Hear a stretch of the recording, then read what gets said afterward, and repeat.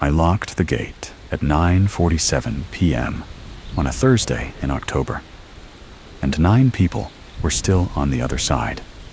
I know that because the time is on the incident report. It's on the suspension paperwork. It's in the official complaint filed by Marcus Hale, whose daughter's voice I could still hear through the fog when I turned the key. The time is everywhere now. It follows me the way certain sounds follow you out of the mountains. Not loud, just present, like a frequency your ears decide to keep. The official position of the National Park Service is that I, Daniel Voss, temporary backcountry ranger assigned to the Meadow Branch fog corridor, made a series of negligent decisions during a weather event that resulted in delayed rescue response and contributed to the temporary disappearance of 5 volunteers and 4 registered hikers. Official position. Official language. I've read it so many times, the words have stopped meaning anything. The way a trail sign fades when you pass it every morning for 3 months. I'm not here to argue with the report. I'm here to tell you what I actually did and why I'd do it again, even knowing what it cost me. There are 7 rules for Meadow Branch.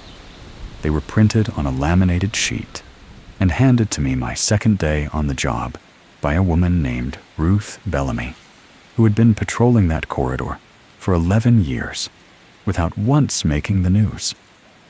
That should tell you something.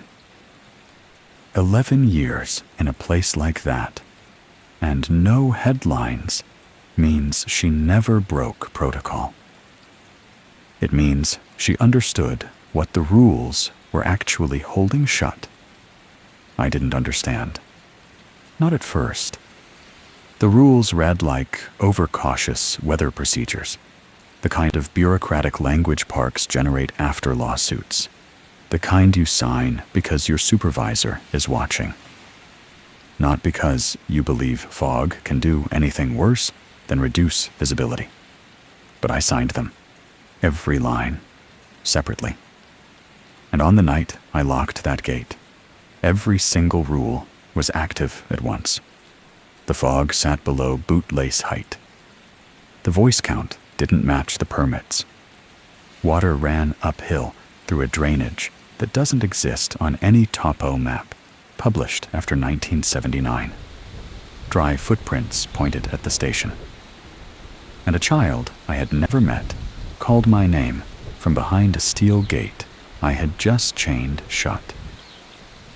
The last rule, Rule 7, says that at the 3rd siren, you lock the fog gate from the outside, and anyone beyond it gets listed as deferred, not missing, deferred. The difference between those 2 words is the entire reason I'm telling this story, because missing means someone belongs somewhere and hasn't come back, and deferred means you don't yet know if they belong anywhere at all. The fog came up out of the hollows that night, like water filling a basement. Not fast, not dramatic, just steady, the way something rises when it has nowhere else to go, and all the time in the world to get there. It poured across the access road in sheets so low you could see stars directly above, and nothing at all below your knees. Ruth had called it once before that season. Tom Elkins, who drove 3 hours from the Sugarlands district when the 2nd siren triggered, had called it 4 times in his career. I had never seen it at all. Not like that.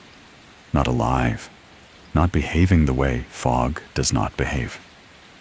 Search teams were already on the radio.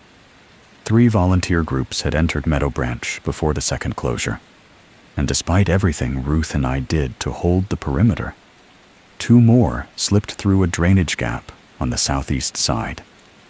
Dispatch was relaying calls faster than I could log them.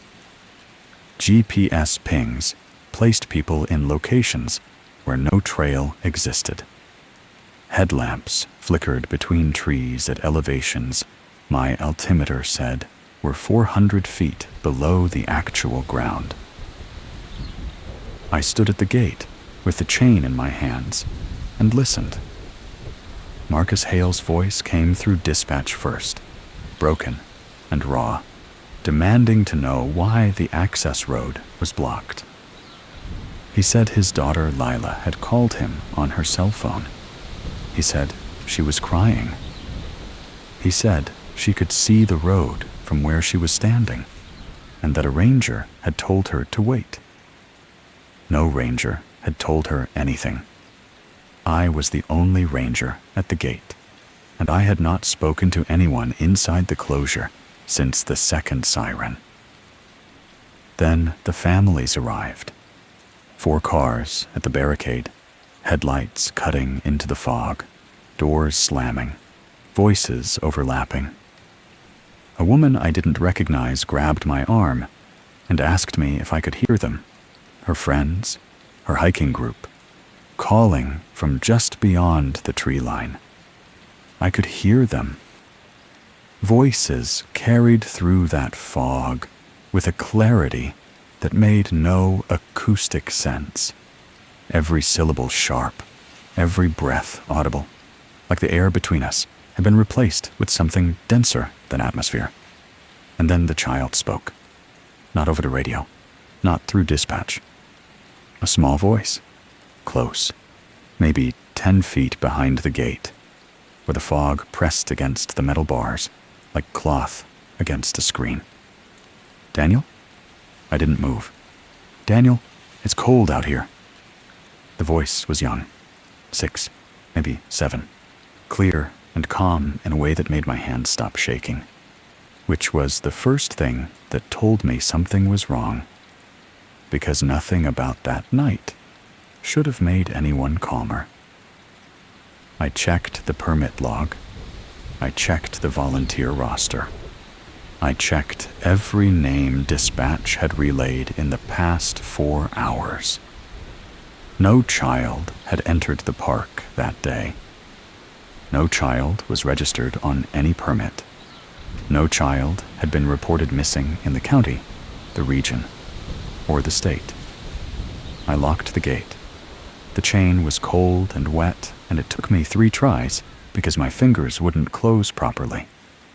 And the whole time, that voice kept saying my name.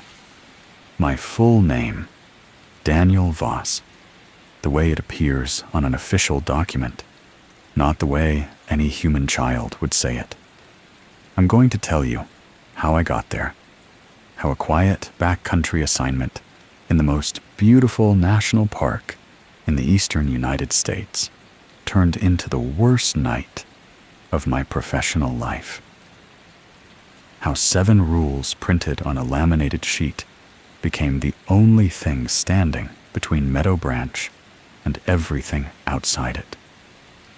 But I need you to understand one thing first. I didn't abandon those people. I refused to let the fog keep them. 3 months before the gate, I was nobody's idea of a reliable ranger. I had spent 2 seasons as a search and rescue technician in the Pacific Northwest. Contract work mostly, the kind of position parks fill with interchangeable bodies when summer hits and the missing hiker numbers climb.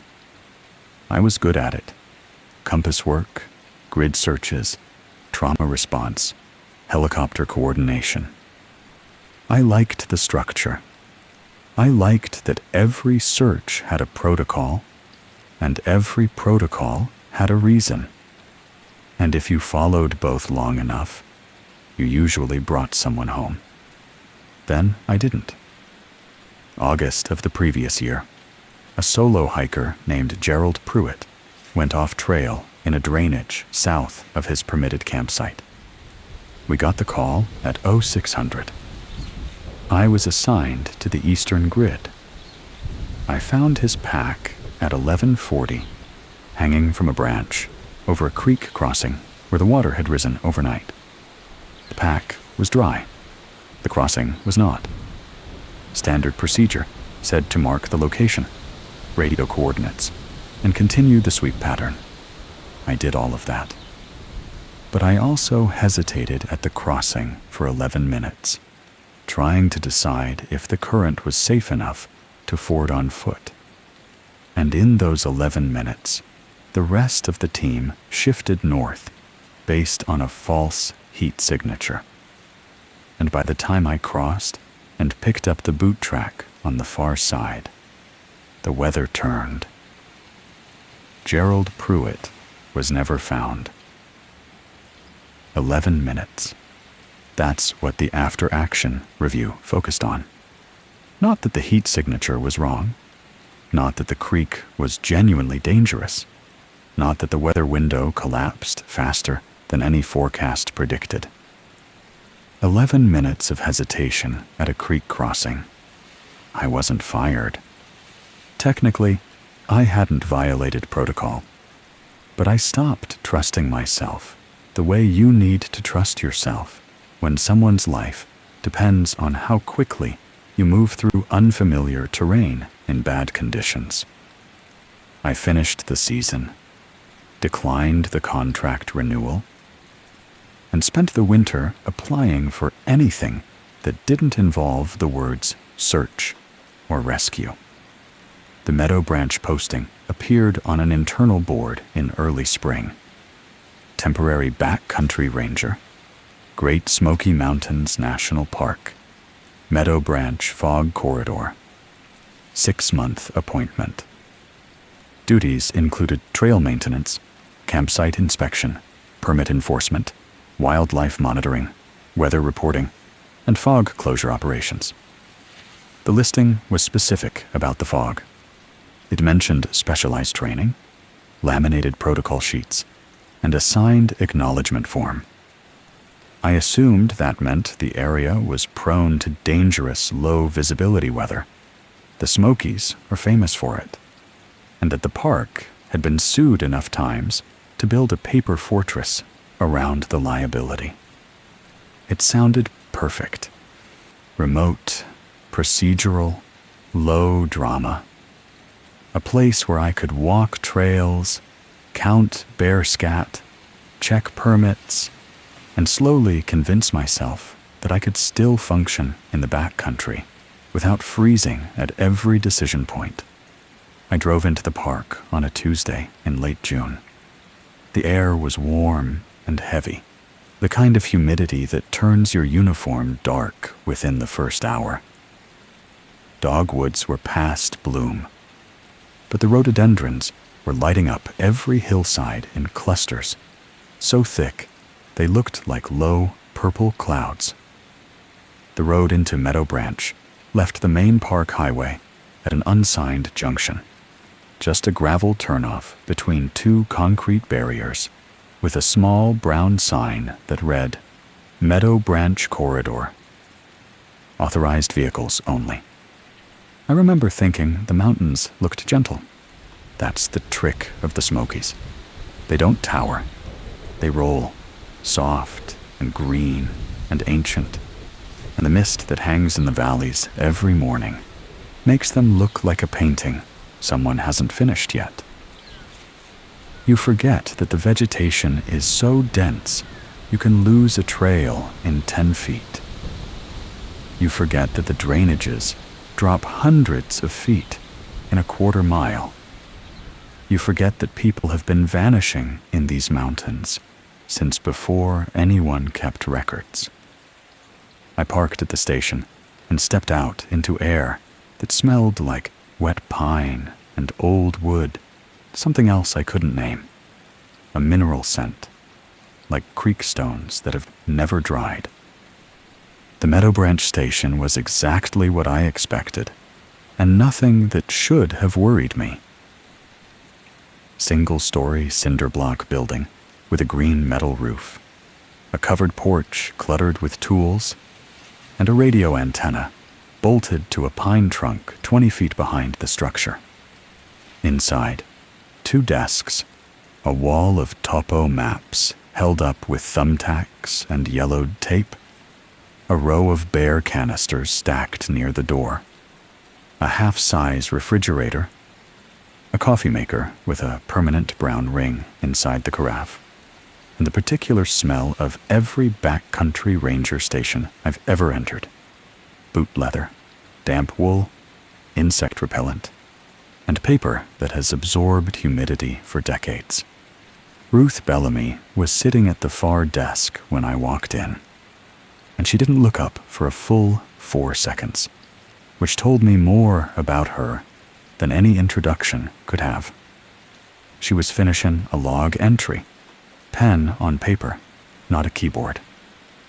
When she finally set the pen down and turned, she looked exactly like 11 years in a fog corridor should make a person look. Lean, weathered, composed, and deeply uninterested in small talk. Voss? Yes, ma'am? Ruth. Not ma'am. Coffee's on, but it's been on since 5, so it tastes like what it is. She stood and shook my hand. Dry, firm, brief. You read the posting details? All of them? Good. Forget half of what they said, and I'll teach you the rest. The first 2 days were ordinary. Ruth walked me through the patrol rotation, 4 miles of maintained trail from the station to a footbridge at the corridor's eastern boundary, with 6 designated campsites, 2 creek crossings, a bear activity monitoring zone near an old chimney ruin, and a trailhead kiosk where day hikers signed in and out. She showed me the permit system, paper-based, because cell service was unreliable, and the park's digital platform didn't cover Meadow Branch. She taught me the radio schedule. Check in at 0800, 1200, 1600, and 2000, with emergency channels monitored continuously. She showed me how to file bear reports, blowdown clearance requests, campsite condition logs, and weather alerts. It was the job I wanted. Methodical, physical, routine. I could feel the creek crossing hesitation loosening its grip on my chest with every hour I spent doing something simple and doing it correctly. On the second afternoon, Ruth drove me past the station to the end of the access road, where the gravel terminated at a turnaround, backed by a wall of rhododendron and hemlock. There, bolted between 2 concrete posts, was a gate. It was painted red. Not Park Service brown, not safety orange, not reflective yellow. Red, the flat, serious red of something that is not decorative. It was heavy steel, maybe 8 feet wide and 6 feet tall, with a chain and padlock assembly that looked recently maintained. Beyond it, the gravel continued for another 30 feet before the vegetation closed in completely, leaving a narrow corridor of trail that bent left and vanished into green. "That's the fog gate," Ruth said. She was leaning against the truck with her arms crossed, watching me study it. For road closures during low visibility, for fog closures during condition gray. What's condition gray? She didn't answer immediately. She looked past me at the gate, then at the tree line, then at the sky, where the afternoon sun was still well above the ridgeline, and the air was clear and warm. "Tomorrow, I'll give you the operations sheet," she said. "Read it before you ask me questions. You'll have better ones after." I looked at the gate again. It was the only piece of infrastructure in Meadow Branch that didn't look tired. Everything else, the station, the kiosk, the trail signs, the footbridges, carried the soft decay of underfunding and weather. But the gate was clean. The chain was oiled. The padlock was new. someone maintained that gate the way you maintain something you expect to use. Ruth handed me the sheet the next morning before my first solo patrol. It was laminated. Thick, professional lamination. Not the kind you do at an office supply store. The edges were sealed, and the corners were rounded, so they wouldn't catch on anything in a pack. At the top, in bold black type, Meadow Branch, Fog Corridor, Fog Operations Revision 7. Below that, a revision date from 3 years prior, and a distribution line that read, "Assigned personnel only. Do not duplicate. Do not transmit." 7 rules, numbered, formatted in the same bureaucratic style as every other NPS operations document I'd ever seen. Single-spaced. No illustrations, no preamble explaining why fog needed its own protocol. Just the rules, presented with the same institutional confidence as a bear storage policy or a campfire restriction notice.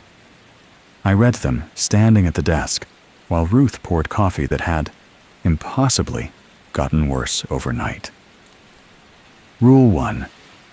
If fog crosses the trail below bootlace height before 1600 hours, close the trail using a condition gray language. Do not say fog over open radio. I paused on that one. Every park I'd worked in had fog protocols, and every one of them used the word fog freely. Fog advisory, fog closure, reduced visibility due to fog. The idea that you couldn't say the word over an open channel felt like something from a classified military operation, not a trail closure in the Smokies. Rule 2. Count every person entering a fog closure twice, once by permit, once by voice. If the counts disagree, trust paper and close the gate. This was strange, but almost defensible. Voice counts in low visibility are unreliable. People echo, overlap, panic, go quiet. Paper is fixed. I could see the logic, even if the phrasing, trust paper, felt oddly absolute. Rule 3. Do not follow lanterns, phone lights, reflective tape, or headlamps inside fog, unless compass and altimeter both change normally.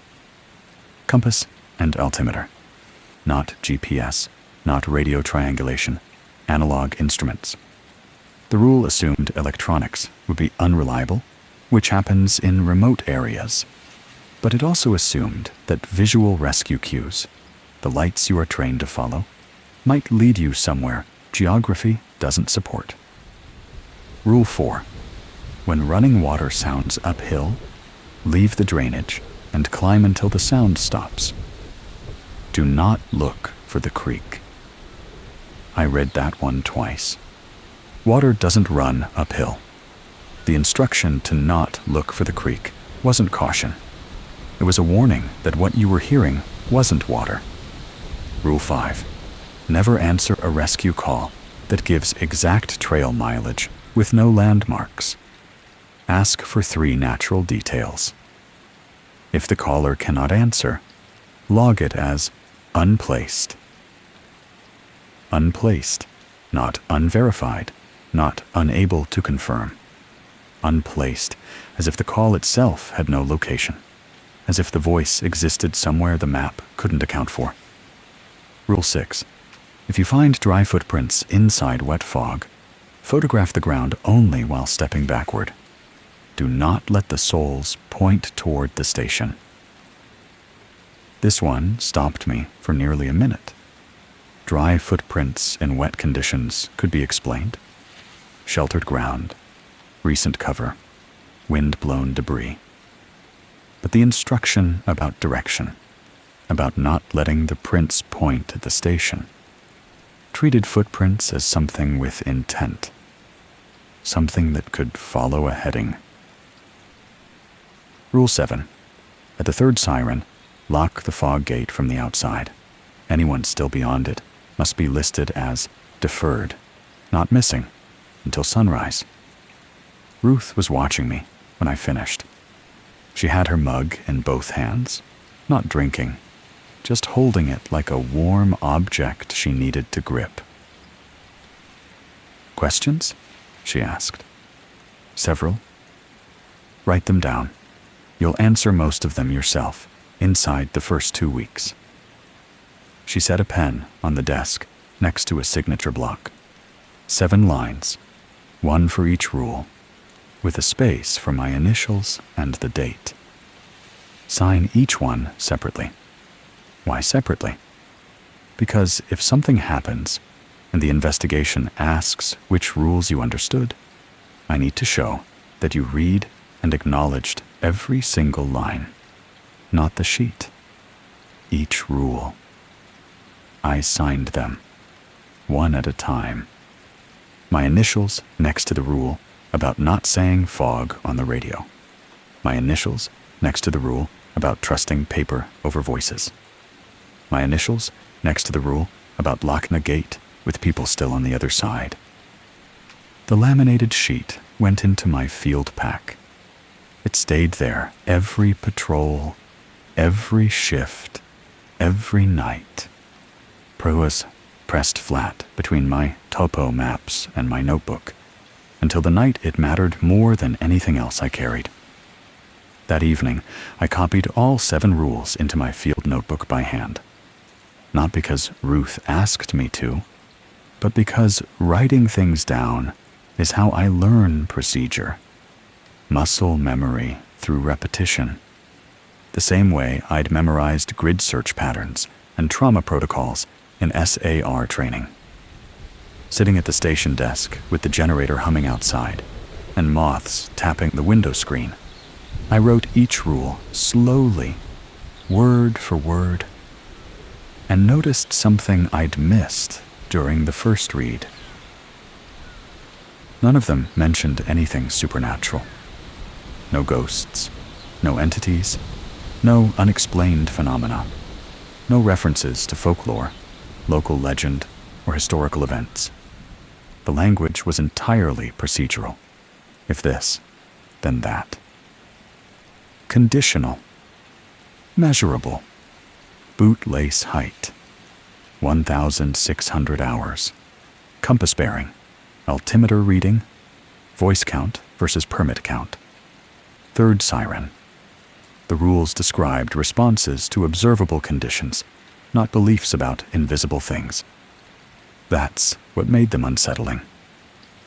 A ghost story would have been easier to dismiss.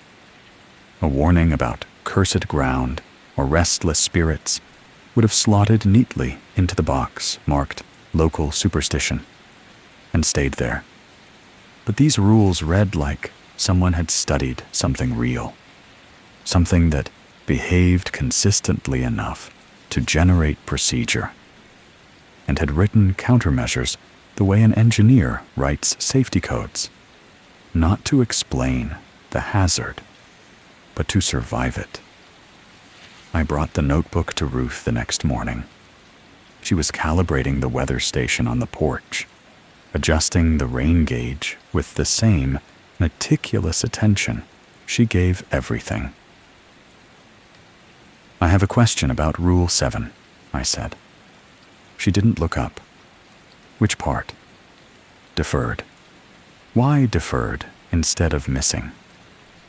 Ruth finished the calibration, wiped her hands on her pants, and looked at me the way a doctor looks at a patient who has just asked what their diagnosis means. "Missing means someone left a place where they belong and hasn't returned," she said. "It means there's a known origin, a home, a car in the lot, a permit with a signature. Missing means the system knows who they are and where they're supposed to be, and the system is actively looking to bring them back." Right. Deferred means we don't file that claim yet. We don't enter them into the missing person system. We don't generate a search record. We don't create any official documentation that says a specific person is in a specific place they haven't come back from. That sounds like negligence. It sounds like it, she agreed. And in any other part of this park, it would be. But Meadow Branch isn't any other part of this park.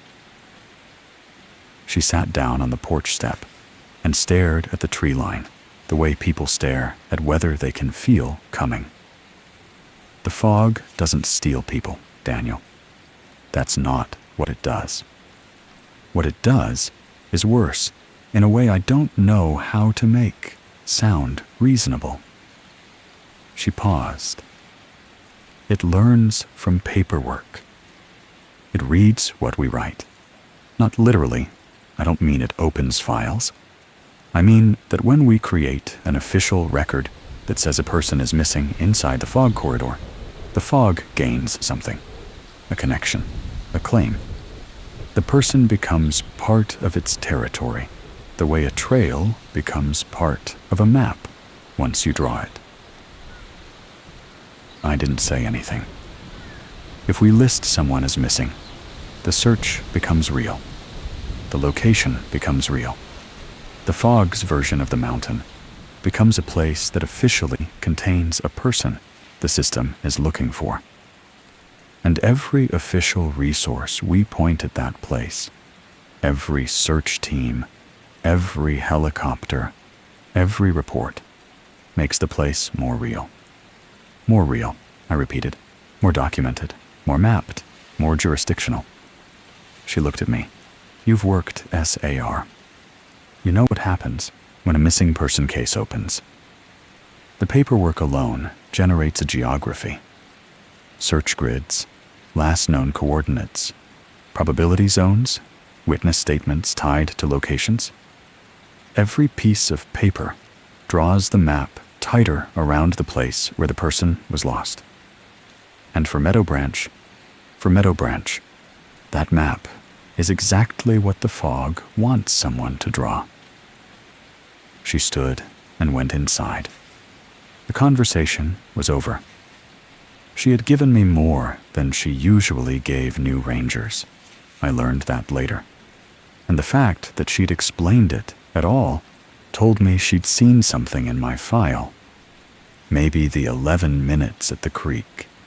Maybe the SAR background that made her think I was the type to break Rule 7 out of decency. She was right to worry. My first solo patrol began at 06:30 on a morning so clear and warm that every rule on the laminated sheet felt like an artifact from a different season. The trail into Meadow Branch started behind the station and dropped immediately into a drainage lined with eastern hemlock, the trunks dark and furrowed, the canopy so dense that the light filtering through had a green-gold weight to it, like swimming through shallow water. Rhododendron pressed in from both sides, forming tunnels where the trail narrowed, their waxy leaves brushing my shoulders as I walked. The air smelled like wet earth and galax and the faintly sweet decay of last autumn's leaf litter, still composting in the shade where the sun never quite reached. I carried a full day pack, radio, first aid kit, topo maps, compass, altimeter, bear spray, multi-tool, incident forms, the laminated rules, a water bottle, and a field notebook already filling with campsite condition notes. My boots were broken in from years of trail work, and the rhythm of walking, steady pace, measured breathing, eyes scanning for blowdowns, erosion, trail damage, wildlife sign, settled into my body like a language I hadn't forgotten. The first 2 miles were textbook backcountry maintenance. I cleared a fallen limb from the trail at mile 0.8, noting the species and diameter in my notebook for the blowdown report. I checked campsite 3, which was empty and clean except for a fire ring with ash that was still faintly warm. Someone had camped recently without a permit or had left before I could verify. I documented bear scat near the old chimney ruin at mile 1.4, photographed the scratch marks on a red oak that rose above the understory like a column, and noted the estimated age and diet content for the wildlife report. Normal work, good work, the kind of work that rebuilt something in me with every entry in the notebook, every radio check completed on time, every small task executed the way it was supposed to be executed. At mile 2.3, I stopped at a creek crossing to refill my water bottle and check the footbridge. The bridge was sound. Pressure-treated planks, galvanized bolts, grip strips still intact. The creek below ran clear and cold over round stones, and I could see a crayfish moving slowly through the shallows, its claws raised slightly like a boxer who isn't sure the fight has started. It was beautiful. I want to be clear about that. Meadow Branch was one of the most beautiful places I've ever walked. The Smokies have a quality that other mountain ranges don't. A softness, a depth, an antiquity that you feel in the soil under your boots. These mountains are old, older than the Rockies, older than the Alps, older than almost any range on the continent.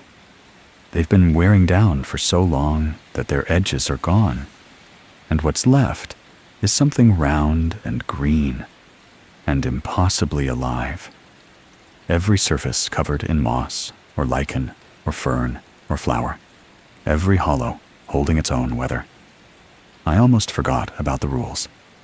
Then, at mile 3.1, I found the sign.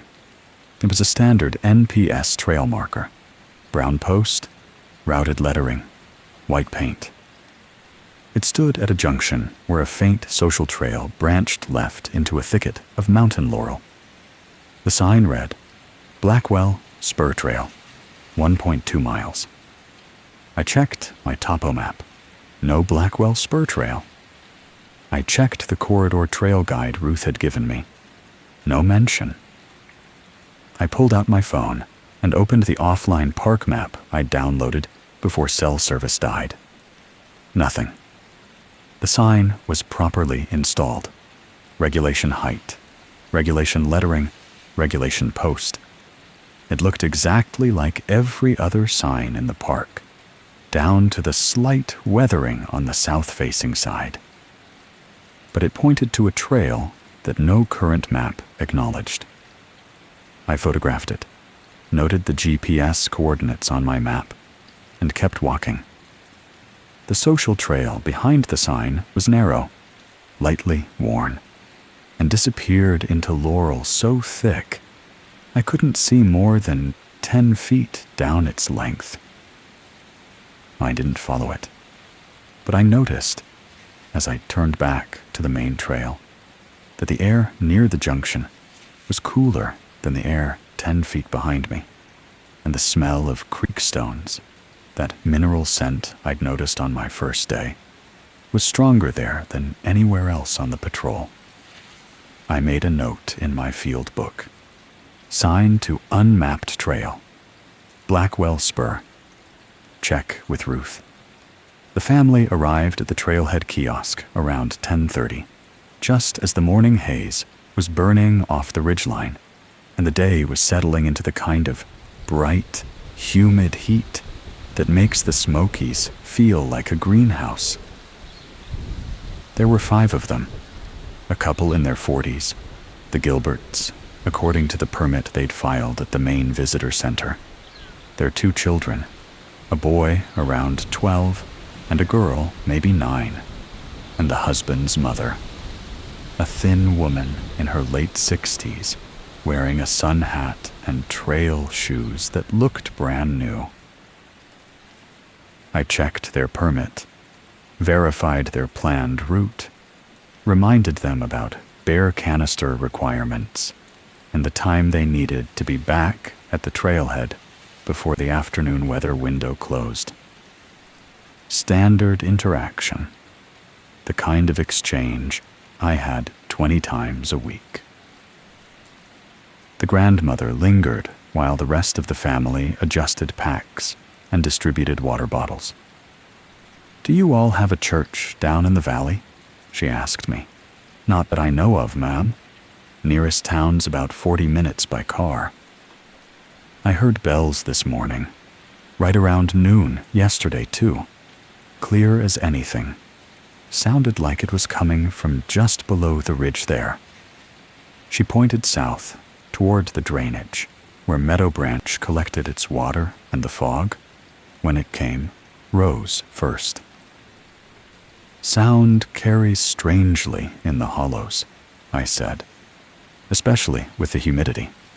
You can sometimes hear things from miles away." She nodded, satisfied enough, and rejoined her family. They headed down the trail in a comfortable line, the boy out front, the girl holding her mother's hand, the grandmother moving carefully but steadily in the rear. I logged them at the kiosk. 5 permits filed, 5 names, 5 entries in the day's count.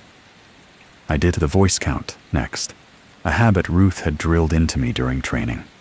Count the voices, not the bodies, not the packs, not the footsteps. Count the voices.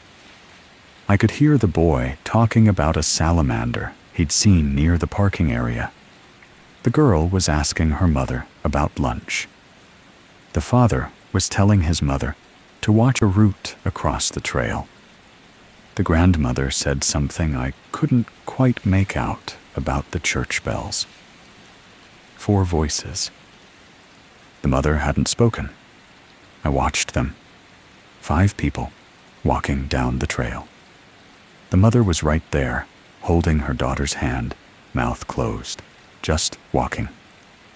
That happens. Not everyone talks on a trail.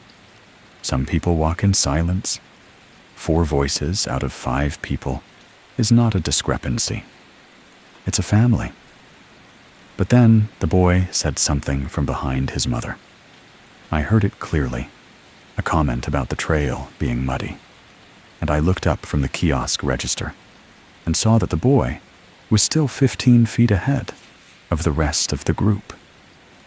Out front, where he'd been the entire time.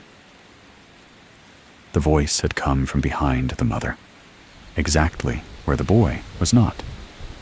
I blinked. The family continued walking. The boy was ahead. No one was behind the mother, except the grandmother, who was 10 paces back and had not spoken in a boy's voice. 5 permits, 5 people on the trail.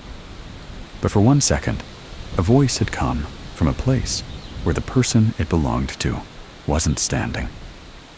I wrote it down. I didn't know what else to do with it.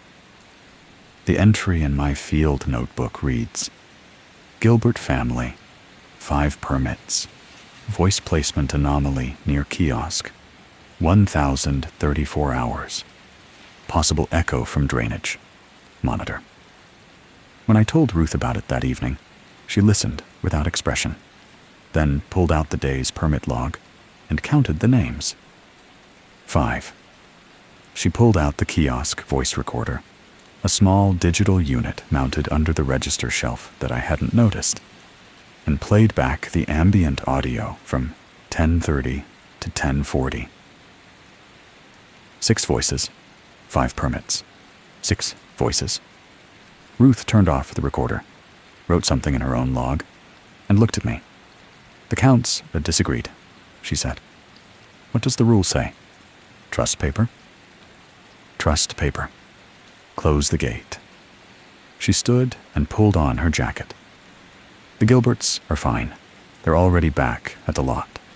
But tomorrow morning, I want you at the kiosk by 0600, and I want you counting everything that moves. Paper first. Voices second. And if the numbers don't match, you call me before you call anyone else. She went out to check the fog gate. I heard the chain rattle in the dark, and the padlock click shut, and her boots on the gravel coming back. I lay in my bunk that night, listening to the generator, and thinking about a boy's voice coming from a place where no boy stood. It wasn't frightening, exactly. It was the space just before frightening, the moment when something ordinary shifts by 1 degree, and your mind starts calculating whether the shift is real or whether you're the one who's wrong. 12 days passed before the fog proved the rules right. 12 days of clean weather, normal patrols, accurate counts, and a corridor that behaved exactly like a beautiful remote section of the Great Smoky Mountains should behave. I cleared blowdowns. I checked permits. I documented bear activity. I hiked the 4 miles to the footbridge and back, and the trail was solid, and the creeks ran downhill, and my altimeter matched my topo maps within acceptable margins. I started to believe the voice anomaly at the kiosk was an echo, a trick of drainage acoustics, the kind of glitch the mountains produce when humidity wraps sound around terrain. Ruth never mentioned the voice count again. She went about her work with the steady efficiency of someone who has made peace with waiting, and I didn't yet understand what she was waiting for. It came on a Wednesday. I was at mile 1.6, about a 1/4 mile past the old chimney ruin, when I noticed the fog. Not overhead. The sky was clear, pale blue, with high cirrus clouds moving southeast. The fog was on the ground. It lay across the trail in a thin, even sheet, no more than 3 inches deep, and it moved with a slow, deliberate coherence that had nothing to do with wind. There was no wind. The air was still. The trees were still. The fog moved anyway, flowing across the trail from the drainage side in a sheet so flat and uniform it looked like someone had poured milk across the forest floor. I checked my watch. 13:47 hours before 1600. I checked the fog's height against my boots. It didn't reach my laces. It pooled just below them, touching the leather, but not climbing, as if the height was a specific, maintained boundary. Rule 1. I keyed my radio. Force of habit nearly killed me. I had the word on my tongue, the obvious word, the only word that described what I was seeing. I almost said, "Dispatch, this is Meadow Branch. We have fog on the trail at mile 1.6. I got as far as opening the channel. Ruth's voice cut in before I could speak. Not calm, not panicked, controlled, the way a person sounds when they've rehearsed a response so many times it comes out clean, even under pressure. Meadow Branch to all channels. Condition gray at marker 16. Close the corridor using standard gray language. Do not describe conditions on open channel. Confirm. I confirmed. I used the language she'd taught me, the bloodless, coded phrases that described nothing about what was actually happening. Condition gray. Visibility protocol. Closure authorized. No plain language weather descriptions on open radio. The fog didn't move higher while I watched. It held its line, just below bootlace height, as if it were listening too. I started back toward the station at a measured pace, keying my radio every 100 yards to update Ruth on the fog's position relative to trail markers. Behind me, the sheet expanded. It filled the drainage. It covered the trail from edge to edge and vanished into the rhododendron on both sides, a white, silent floor moving through the forest without lifting. I was 7 minutes from the kiosk, when dispatch patched through 3 calls. 3 different hikers, all on different trails outside Meadow Branch, all calling in within 4 minutes of each other, all asking the same question. Why had the ranger on the radio just invited them to continue into the Meadow Branch corridor? I had not invited anyone anywhere. I had spoken only to Ruth, only on the assigned channel, only in condition gray language. But 3 people, a couple from Knoxville, a solo hiker from Asheville, and a backpacker who'd been camped near the Appalachian Trail junction 2 ridgelines away, had heard something on the open frequency that sounded like a ranger directing traffic into Meadow Branch. Dispatch read me the transcript of what the Knoxville couple reported hearing. Meadow Branch corridor is open. Fog is lifting. Good conditions through 1600. All hikers welcome. I had never said those words. No ranger had said those words. The open channel had carried them anyway, and 3 groups of people had heard a voice that sounded professional, authoritative, and helpful, telling them to walk directly into a trail I was trying to close. Ruth was waiting at the kiosk when I arrived. She had the gate key in her hand and the padlock already open. "Did you say the word?" she asked. "No? You stopped me?" She closed her eyes for 1 second. When she opened them, she was already moving toward the gate. "Then it heard you think it," she said. "That's new." We locked the fog gate at 14:22 hours and began the count. 12 permits had been issued for Meadow Branch that day. Ruth pulled each one from the kiosk register. Paper forms, handwritten, bearing names, dates, planned routes, expected return times, and emergency contacts. She laid them on the desk in 2 rows of 6 and counted them aloud while I watched. 12. Then she played the voice log. The kiosk recorder ran continuously from 0600 to 1800, capturing ambient audio from the trailhead. Every hiker who passed the register spoke at some point, asking questions, confirming plans with partners, reading the posted trail information aloud. Ruth had taught me to listen for the count, not the content. Not what they said, but how many distinct voices said it. She played the morning's audio at normal speed, and we tallied together. 1, 2, 3, 4, and 5, a couple who spoke over each other. 6, a woman with a southern accent confirming her campsite number. 7, 8, asking about water sources. 9 and 10 together, friends adjusting pack straps. 11, quiet, just a murmur confirming the trail name. 12, a man who sneezed and apologized to no one. Then 13. The 13th voice came at 0847, between hikers 6 and 7. It was polite, measured, and unhurried. It said, "Thank you, Ranger Voss. Meadow Branch is just lovely this time of year." Ruth stopped the playback.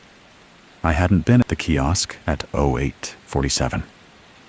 I'd been a mile up the trail, checking a campsite. No one had spoken to me. No one had thanked me by name. And the voice, I heard it clearly on the recording, used my surname with the casual familiarity of a neighbor, not the formal address of a stranger reading a name tag. "Play it again," I said. She did. Same voice, same words, same inflection. Polite, warm, grateful. Completely ordinary, except that it had no corresponding permit, no body at a kiosk, and no footsteps on the audio before or after it spoke.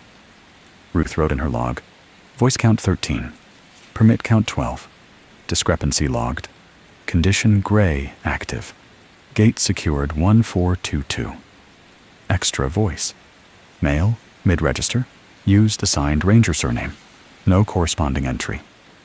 She didn't speculate. She didn't explain. She logged the facts and closed the book. Rule 2, she said. Accounts disagreed. We trust paper. Paper says 12. Whatever that voice is, it doesn't have a permit. And it doesn't get to stay in our numbers.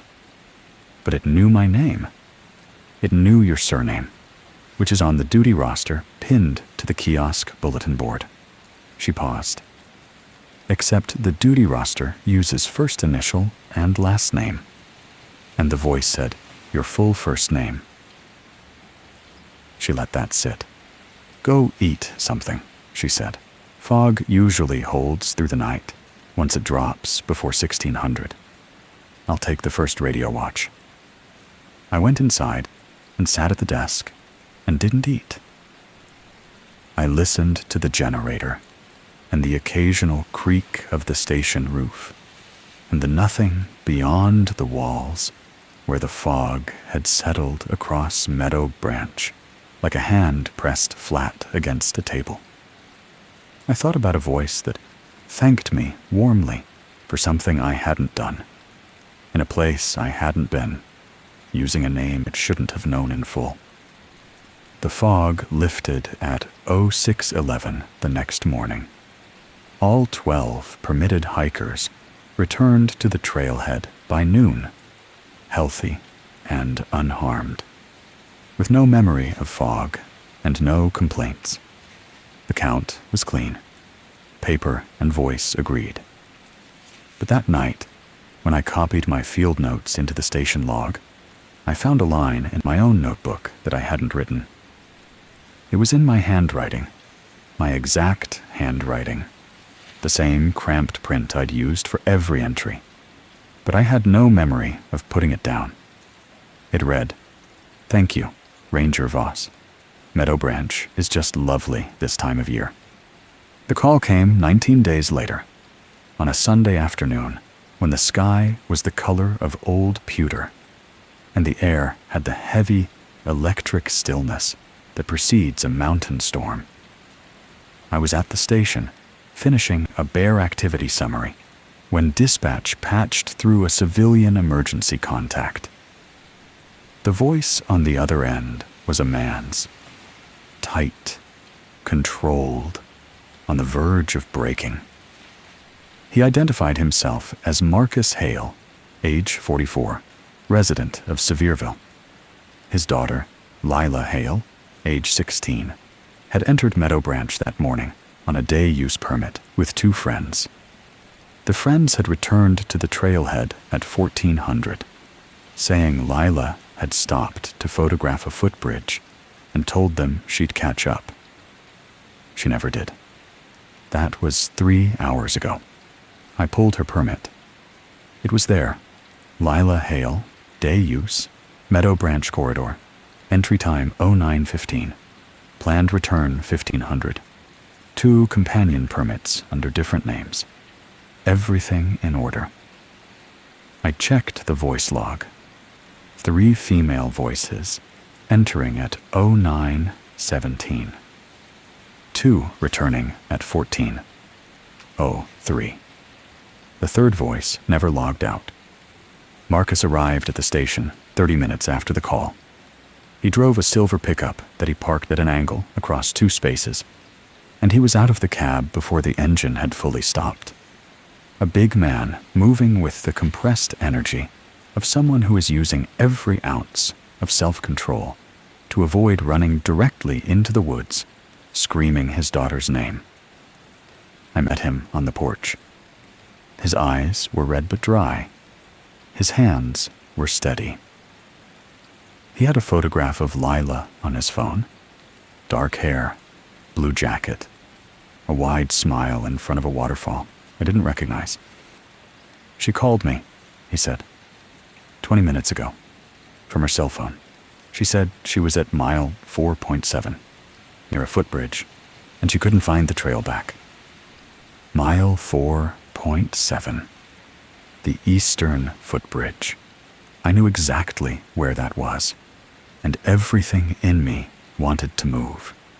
I could feel it, like a physical force, the pull of the trail, the weight of my pack already mentally assembled, the route unfolding in my mind the way it always did when someone was lost and the clock was running.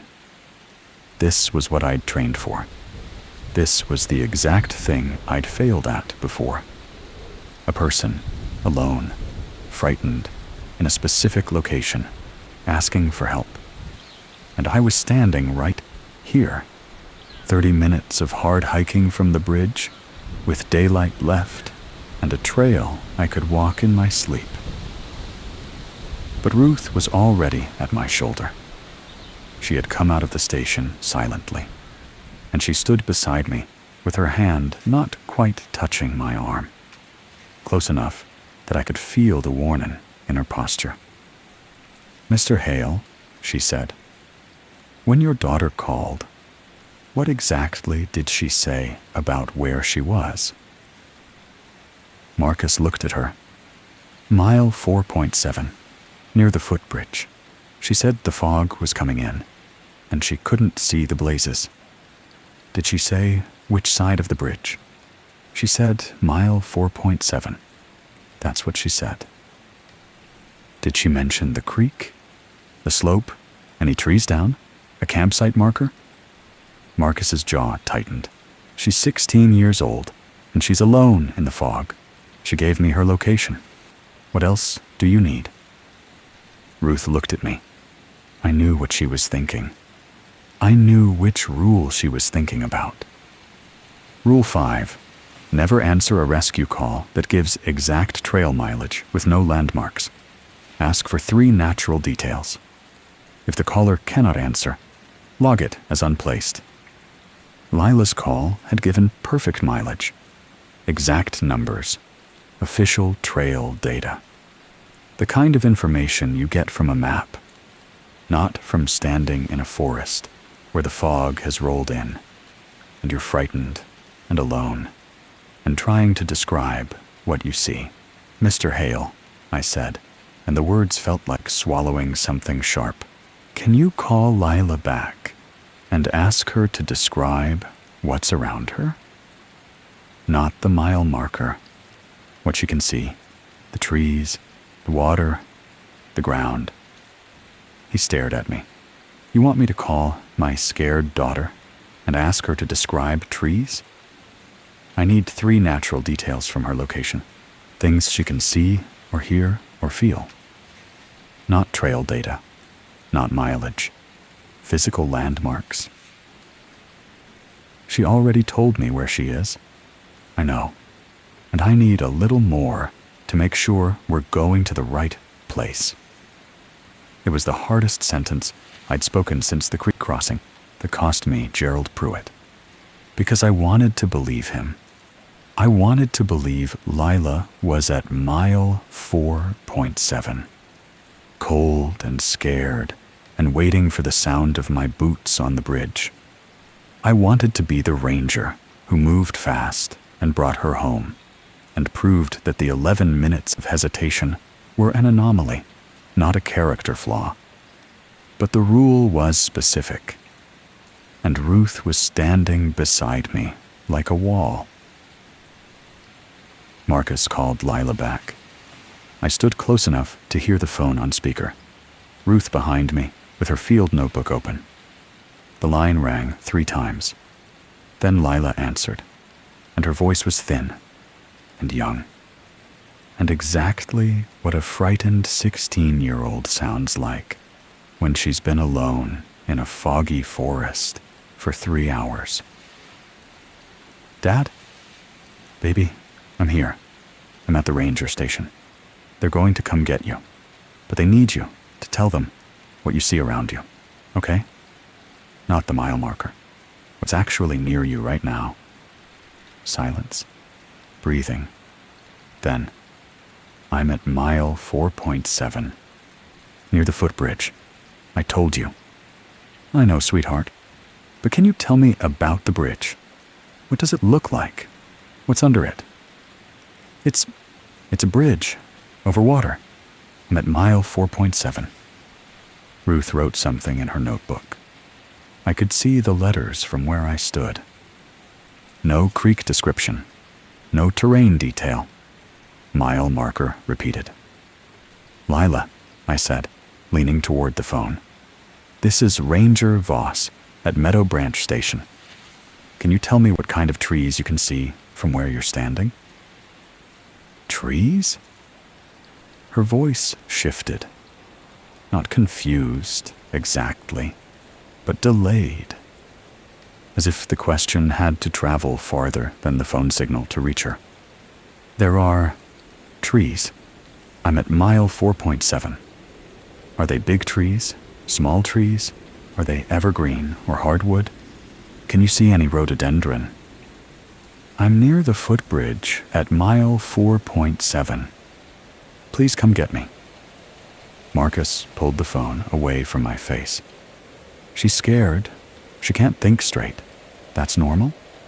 You know that's normal. He was right that it was normal. Frightened people in wilderness emergencies repeat known information.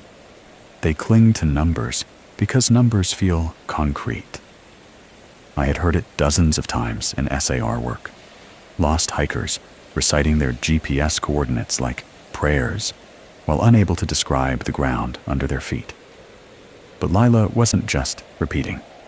She was substituting. Every question I asked about her physical environment came back as trail data. Not, I don't know, or I can't see, or it's too foggy. The mileage, the footbridge, the same two facts delivered in the same cadence, like a recording that answers every prompt with the only track it has. Ruth closed her notebook and pulled me aside while Marcus redialed his daughter's number. 3 natural details, she said quietly. Trees, water, terrain. Anything real about the place where she's standing. Did you get one? No. The fog can copy official data. Trail markers, mile numbers, structure names. Anything that's been printed, posted, mapped, or filed. It can reproduce it perfectly because that information exists in the system. What it can't copy is what it feels like to stand in a specific place and look around. The moss on a particular boulder. The sound of a particular creek. The way the light falls through a particular gap in the canopy. Those things aren't in any database. They're in the body of the person who's actually there. You're saying she's not actually there. Ruth didn't answer that directly. I'm saying the call is unplaced. Log it exactly that way. Unplaced. Don't log a location. Don't log mile 4.7. Don't create a record that puts a specific person at a specific point inside the fog corridor. And if she is there, if she's a scared kid who just can't describe her surroundings. Ruth looked at me with 11 years of Meadow Branch behind her eyes. Then she'll still be there at sunrise, when the fog lifts and we can search with clean instruments and clear counts. And she'll be cold and angry, and her father will file a complaint, and the park will review our response time. And that is a survivable outcome, Daniel, for everyone. She went back to the radio. I stood on the porch and listened to Marcus Hale beg his daughter to describe a tree, any tree, and heard Lila's voice repeat mile 4.7 with the perfect, patient precision of something that had learned the answer from a sign. I logged the call as unplaced. It was the right decision. I know that now.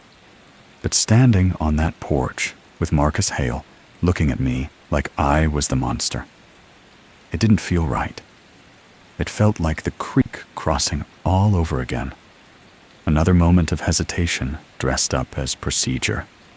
Another person left waiting while I stood still and followed rules. Tom Elkins arrived after dark, driving a Park Service truck with a cracked windshield and no dome light. He was a big man in his late 50s, with gray hair, cut short, and hands that looked like they'd been holding tools since childhood. He wore his uniform the way veterans do.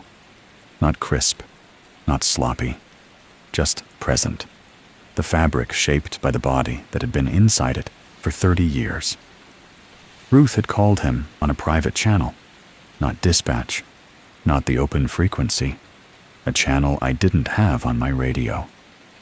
And he'd driven 3 hours from the Sugarlands district without asking why. When he walked into the station, he looked at me, then at Ruth, then at the fog log on the desk. He heard an unplaced call, Ruth said. Tom sat down heavily and rubbed his face with both hands. How detailed. Exact mileage. Structure name. No natural landmarks. Voice is responsive, but substitutes trail data for sensory description. Father? On site. Civilian. Wants a search. Tom looked at me again, and this time I could read his expression. It wasn't anger. It was the weariness of someone who has watched the same mistake approach from the same direction too many times. Sit down, Voss, he said. I sat. What Ruth told you about the fog is true, but it's not complete. She gave you the operational version because the operational version keeps people alive. I'm going to give you the longer version because you heard an unplaced call and you're still thinking about going after it. I can see it in your hands. He was right. My hands were on my knees, and they were tight, the knuckles white, the fingers curled the way they curl when I'm calculating a route. The fog is not a creature, Tom said. It's not a ghost, a spirit, a curse, or a weather pattern. The best way I can describe it is a disputed piece of mountain, a territory that appears when the official record and the actual terrain disagree enough to create a gap. He leaned forward. These mountains are old. People have been living in them, building in them, dying in them, and naming them for thousands of years. The official maps, the ones the Park Service uses, the ones on your phone, the ones in your pack, are one version of this place, the current version. But there are older versions, roads that were erased when the park was created, settlements that were removed, cemeteries that were relocated or listed as relocated when the bodies were actually left in the ground, trails that were abandoned and deleted from the records but never physically disappeared. He pointed at the wall map. Every time there's a gap between what the map says and what the mountain actually is, there's a potential for something to fill it. Usually, nothing does. The gap just exists, the way a lot of bureaucratic mistakes exist, harmlessly, in a filing cabinet somewhere. But Meadow Branch has too many gaps, too many erased roads, too many unmapped graves, too many trails that were struck from the record, but still have boot-worn paths under the rhododendron. And at some point, I don't know when, nobody does, the gaps became coherent. They connected. And the fog is what the connected gaps look like from the outside. That's why you can't say fog on the radio. You can't say it because naming it in an official communication makes it an official condition. And official conditions get documented, mapped, and responded to. Every response generates paperwork. Every piece of paperwork draws the fog's territory a little more precisely onto the official map. And the more precisely it's mapped, the more real it becomes. Tom nodded. The park can survive mistakes, mismarked trails, wrong elevations, outdated boundary lines. That's normal. Every park has them. But the fog grows whenever someone who is frightened and trying to help documents the wrong thing as real. A search grid for a person who isn't physically there. A rescue report filed for a location that doesn't exist. A missing person case opened inside a gap that the map says is solid ground. He stood up and walked to the window. The fog wasn't visible from the station, not yet, but the darkness outside had the particular quality of air that isn't empty. Every good ranger I've worked with in this corridor has the same problem, he said. They care. They hear a voice calling for help, and they want to help. That's not a flaw. That's why they're rangers. But in Meadow Branch, caring is the mechanism. The fog doesn't trick you with fear. It tricks you with duty. Tom stayed through the night. He slept in the truck for a few hours while Ruth took the radio watch. And I lay in my bunk, staring at the ceiling, listening to the nothing outside the walls, and thinking about mile 4.7 and a girl who could recite her location but not describe a single tree. In the morning, Tom ate breakfast standing up, a protein bar and Ruth's lethal coffee, and told me about the rangers who came before. In 2003, a seasonal named Beth Caldwell heard a voice in the fog calling for help from a trail that had been decommissioned in 1971. She followed it. She came back 4 hours later with no injuries and no memory of where she'd been. But she had a map in her pocket that she'd drawn during the search. Hand-drawn, detailed, with elevation lines and campsite markers, and a trail name that didn't exist. He paused. The trail name appeared on a park survey map 2 months later. A cartographer in the Gatlinburg office found it in the digital file, as if it had always been there. It hadn't. Beth's hand-drawn map had made it real enough for the system to accept it. That's not possible. It's not possible the way you mean. But it happened. And the trail Beth mapped, you can walk it. It's physically there. It has blazes, boot-worn tread, and a footbridge that looks like it was built by the CCC in the 1930s. Except the CCC never built anything in that drainage, and the wood in the bridge isn't old enough to have been standing before Beth went looking. Ruth spoke from the radio desk without turning around. In 2011, a veteran ranger named Pete Sorensen spent 3 weeks trying to correct the station records after a fog event. He was convinced that if he could identify every gap between the official map and the real terrain, he could close the fog's access points. He worked 18-hour days. He cross-referenced historical surveys, property deeds, cemetery records, and trail maintenance logs going back to the park's creation. What happened? His house in Bryson City started filling with damp leaves. Not a lot at first, a few on the porch, then inside the door frame, then in his desk drawers, his closet, between the pages of his books.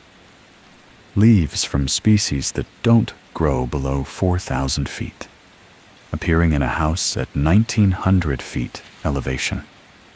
He transferred out of the park 3 months later, and the leaves stopped, but he never came back to Meadow Branch. Tom folded his arms.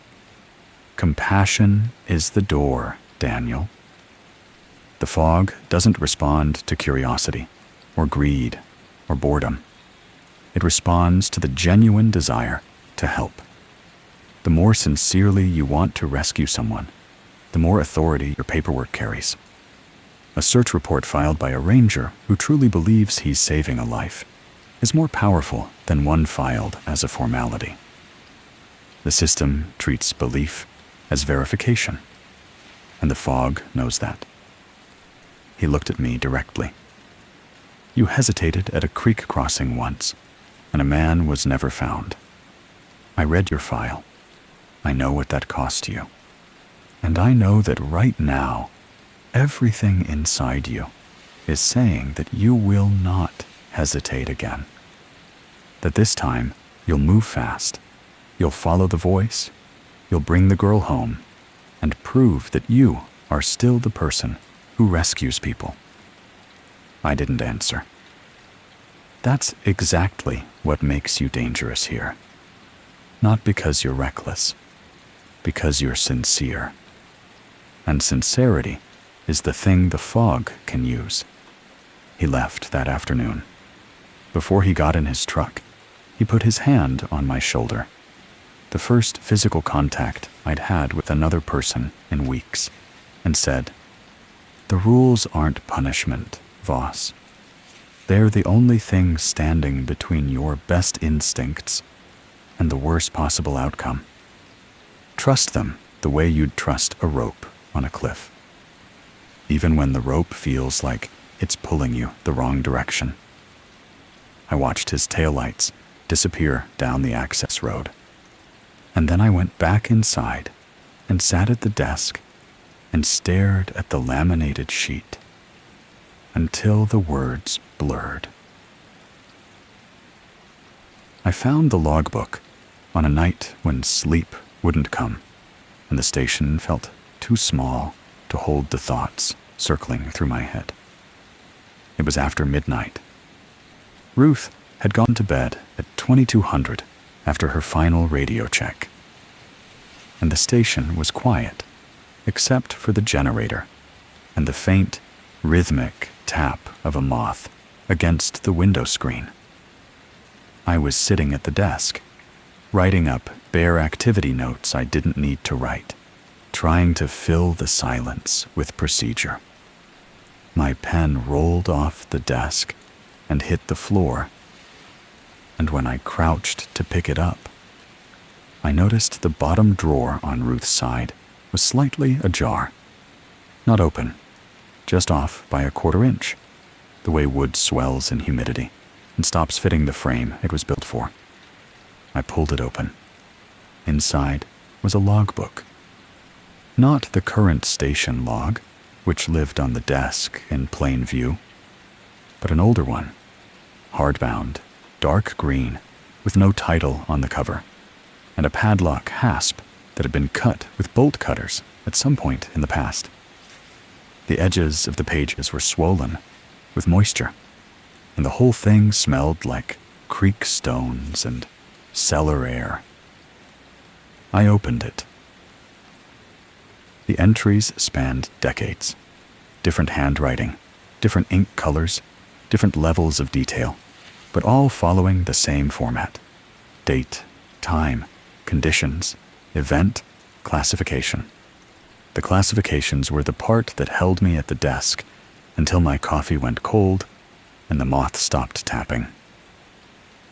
Unplaced, deferred, returned without origin. The first entry I read was from 1994. 3:47 hours. Fog at boot level since 1530. Voice contact from drainage south of mile 2.1. Female, mid-20s, requested assistance. Asked for 3 natural details. Caller described a white house with green shutters. No structure exists at this location. No structure has existed at this location within recorded park history. Logged as unplaced. Closure maintained until 0622. The next, from 2001. Dry footprints found on access road inside active fog closure. Adult male. Boot print consistent with NPS issued Danner. Prints faced station. Photographed per protocol while retreating. Footprints measured 11.5 inches in length. No ranger with that boot size has been assigned to Meadow Branch since 1987. Classified. Returned without origin. I turned pages. The entries accumulated like sediment, layer after layer of careful, professional documentation of things that should not have happened. A hiker who exited the fog carrying a campsite reservation confirmation for a site that had been closed since 1978. A radio transmission from a decommissioned fire tower that had been dismantled in 1969. A photograph, taped to the page, faded but clear, showing dry footprints on wet gravel, each print perfectly defined, the tread pattern sharp, leading from the fog gate directly toward the station door in a line so straight it looked surveyed. Further in, I found the photographs. They were mostly Polaroids, the old instant kind, with the white borders and the slightly washed colors. Hikers at trailheads, smiling, dressed in period clothing from the 80s and 90s. Normal photographs, except that the trail signs behind them showed names and mileages that didn't correspond to any current map. One showed a young couple standing beneath a sign that read, Blackwell Spur, 0.0. The trail I'd found a sign for. The trail that doesn't exist on any map, published after some unknown revision. And then the closure forms. These were official NPS documents, pink carbon copies of incident reports, the kind filed when a person is reported missing in the park. The forms were filled out correctly. Every field complete, every signature in place. But the names on the forms appeared in handwriting dated days before the people they described had entered the park. One form, dated September 3rd, 1997, reported a missing hiker named David Rourke in the Meadow Branch corridor. David Rourke's backcountry permit, stapled to the back of the form, was dated September 7th, 1997. He was documented as missing 4 days before he arrived. I closed the logbook and sat in the quiet station and listened to my own breathing and understood, for the first time, that the rules were not overcautious procedures designed by nervous administrators. They were containment measures, written by people who had watched the fog learn, adapt, and expand for decades, and who had figured out, through trial and failure and loss, exactly which human actions fed it. The most disturbing file in the logbook wasn't a single entry. It was a section, 8 pages, stapled together, with a handwritten cover sheet that read, Meadow Branch Incident Report, October 1986, Gate Reopening Event, Classified, Do Not Duplicate. The handwriting was precise and small, the kind of script that belongs to someone who writes reports the way other people build furniture, carefully, permanently, with no wasted motion. On October 14th, 1986, a search team of 6 experienced rangers reopened the Meadow Branch fog gate after hearing children singing from the access road beyond the closure. The singing was documented by 4 independent witnesses. all veteran park employees, all sober, all awake. The children sang what one witness described as a hymn, old-fashioned, like something from a one-room church. The singing was clear, melodic, and directional. It came from a specific point on the road, approximately 200 yards beyond the gate. And it moved slowly, as if the singers were walking. The team lead made the decision to open the gate and investigate. His reasoning, documented in the report, was that children in the fog represented an immediate life safety emergency that superseded closure protocol. All 6 rangers entered the corridor. They swept the road for 400 yards, found no children, heard the singing fade to silence, and returned to the gate within 90 minutes. No one was hurt. No one was lost. No one reported any anomalous experience. The report should have ended there. A false alarm. A sound anomaly. Children from a nearby community whose voices carried through a drainage in unusual atmospheric conditions. Case closed. But the next page described what happened in the following week. Park surveyors, conducting a routine boundary check on October 21st, discovered that Meadow Branch had gained approximately 4 miles of trail. Not informal social trail, maintained, blazed, official-looking trail with graded tread, drainage bars, and 2 footbridges. The trail appeared in a drainage that had been documented as trailless since the park's creation in 1934. It had NPS standard signage. It had blaze marks that matched current park specifications. It had a maintenance history in the park's trail database, showing regular upkeep going back to 1962. No one had built the trail. No one had entered the maintenance records. No work orders existed. No lumber had been requisitioned. No crew had been dispatched. But the trail was physically there. You could walk it, measure it, photograph it. And the database said it had always been there. The 1986 report's final page contained a single paragraph, written in different ink, added later, possibly years later. The gate reopening introduced 6 official presences into the fog corridor during an active event. 6 rangers conducting an authorized search created an authorized search record. The search record generated a geographic claim. The geographic claim was resolved by the system as new infrastructure. The fog did not create the trail. The rescue attempt did. The fog simply occupied what the paperwork built. I read that paragraph 3 times, and each time the station felt smaller. The fog didn't steal territory. It didn't fight for it.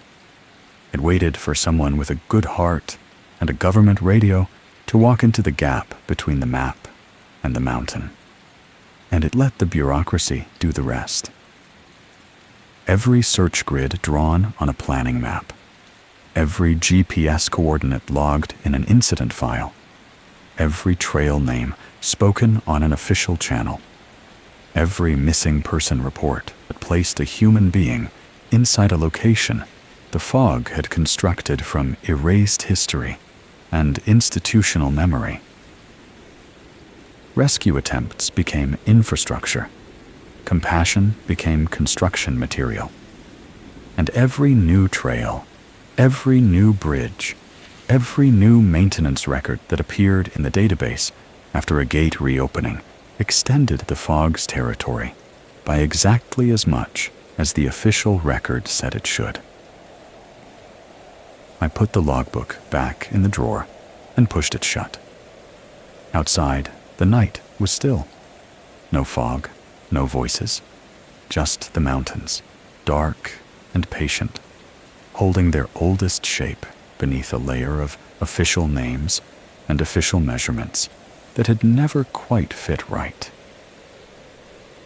In the morning, I would watch the corridor the way Ruth watched it. Not for fog, but for the gap between what I could see and what the paperwork said was there. The changes started small enough to explain away. And that was the most dangerous part. A closure tag, the bright orange vinyl strip that rangers attach to gates and trailhead posts during weather events, appeared on the station's bathroom door. Not taped, not tossed carelessly. Attached with a standard NPS zip tie, threaded through the door handle, the same way I'd been trained to secure them to trail infrastructure. The tag was current season stock, printed with the correct Meadow Branch corridor code, and dated the previous Tuesday. I had been on patrol the previous Tuesday. I had not placed a closure tag on a bathroom door. I removed it, logged the anomaly, and said nothing to Ruth. 3 days later, dispatch received a call from a trailhead phone that had been decommissioned in 2019.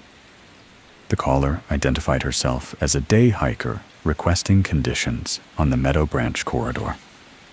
Dispatch transferred the call to the station per protocol, and Ruth answered it, and the woman on the other end asked polite, specific questions about trail conditions using terminology that matched current NPS visitor information guidelines. She thanked Ruth by name and disconnected. The decommissioned phone, when a maintenance crew checked it the following week, had no handset, no cable, and no power source. The junction box was full of damp leaves. Then my notebook. I found it on the desk one morning with pages stuck together by dried mud, a thin, gritty layer between pages 34 and 35, right in the middle of my campsite condition notes. I peeled the pages apart and found fingerprints in the mud. Small prints, not mine, pressed into the paper with deliberate, even pressure, as if someone had placed their hand flat on the open notebook and held it there while the mud dried. I photographed the prints. I measured them. They were consistent with a child's hand, roughly 6 to 8 years old. No child had been in the station. No child had a permit for Meadow Branch. No child had been reported in the corridor since I'd started my assignment. Ruth saw the photographs and said nothing for a long time. Then she opened her own log and wrote an entry I wasn't permitted to read. The worst came on a Thursday. A solo hiker named Glenn Porter exited the fog closure at 1540 hours, healthy, calm, and carrying a paper map that he said a ranger had given him at the Blackwell Spur Junction. The map was hand-drawn on NPS grid paper. It showed a route from the junction to the station, with elevation contours, creek crossings, and campsite markers. The handwriting was mine. I looked at it and felt the floor shift under my feet. It was my handwriting, my exact lettering, the way I form my sevens with a crossbar, the way I abbreviate creek as CRK and elevation as ELEV. The route it described was plausible. It followed terrain that existed, connected real water features, and arrived at the station via a path that was walkable. But I had never drawn it. I had never been to the Blackwell Spur Junction because the Blackwell Spur Trail does not exist on any map I carry. Ruth took the map from my hands. She carried it outside to the fire ring behind the station, doused it in lighter fluid, and burned it. I watched the paper curl and blacken, and the lines of my own handwriting disappear into ash. If that map survives, she said, and someone files it, or photographs it, or enters it into any system, the route it describes becomes documentable, and documentable becomes real. I didn't draw it. I know. She watched the fire until there was nothing left but gray dust, but something drew it in your hand, and that means the fog is learning your procedures, not just the rules on the sheet. Your specific habits, how you write, how you map, how you document. She looked at me, and for the first time since I had arrived at Meadow Branch, I saw something behind her composure that resembled fear. It's learning you, Daniel. And it's learning you because you're the one who almost went after Lila. Marcus Hale did not forget. I don't blame him. His daughter's voice was still on his phone. He'd recorded the calls, every one, and the recordings were clear and present and heartbreaking in the way only a child's fear can be. He played them for anyone who would listen. He posted them online with a caption that named me, named Ruth, named the park, and asked a question that sounded entirely reasonable to anyone who didn't know the rules. Why are they refusing to search for my daughter? The post went up on a Tuesday evening. By Wednesday morning, it had 60,000 shares. By Wednesday night, there were 14 cars at the access road and a news van from Knoxville. I stood at the barricade in my uniform with my hands at my sides and watched the crowd grow the way fog grows. Not fast, not violent, just steady and inexorable. Volunteers with flashlights and GPS units. Friends of Marcus who'd driven from Sevierville and Pigeon Forge. A search and rescue volunteer team from Cocke County who had their own radios and their own grid maps and their own absolute certainty that a 16-year-old girl was alone in the mountains because the Park Service was too incompetent or too indifferent to find her. Marcus stood at the front. He was calm. He was organized. He had printed copies of Lila's permit, her photograph, her cell phone records, and a timeline of every call she'd made from inside the corridor. He'd done exactly what a devoted father should do. He'd built a case. He'd marshaled resources. He'd gone public to pressure a bureaucracy that had failed his daughter. And I could not tell him the truth. I couldn't say that the voice on his phone might not belong to his daughter. I couldn't say that the mileage she recited was data the fog had copied from a trail sign.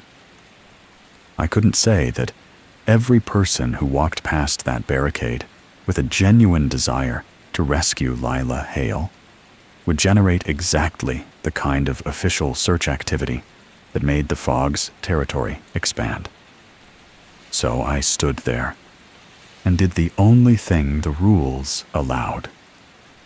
I blocked the road. I cited closure protocol. I refused to authorize a civilian search. I absorbed the looks, the contempt, the disbelief, the raw anger of people who had come to help and were being told by a man in a uniform that they couldn't. A woman pressed a sign against the barricade that read, "Let us find her." A man in a search and rescue vest told me I was a disgrace to the badge. Marcus stared at me and said, quietly, so only I could hear, "I will never forgive you for this." I didn't respond. Ruth was inside the station, monitoring the radio and the fog instruments and the permit log that still showed Lila Hale as an active day-use entry with no return time. Tom Elkins was on the phone with the district office, trying to maintain the closure authority against pressure from county officials who wanted to know why the park was blocking a missing person search. At 1930 hours, with the sun dropping below the ridge and the air thickening with the heavy, blue coolness that precedes mountain dark, I heard Lila's voice. Not on the phone, not on the radio, from the trees. She was thanking someone.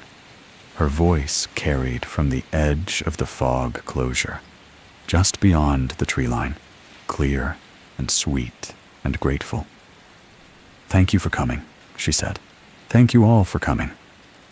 The crowd heard it. Flashlights swung toward the trees. Marcus ran 3 steps toward the sound before I caught his arm.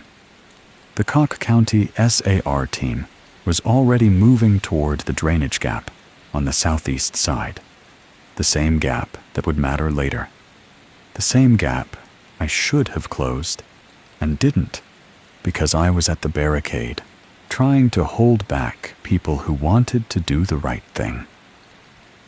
They slipped through after dark. 5 volunteers, 2 with radios, all with headlamps, none with permits, none with any understanding of what they were walking into.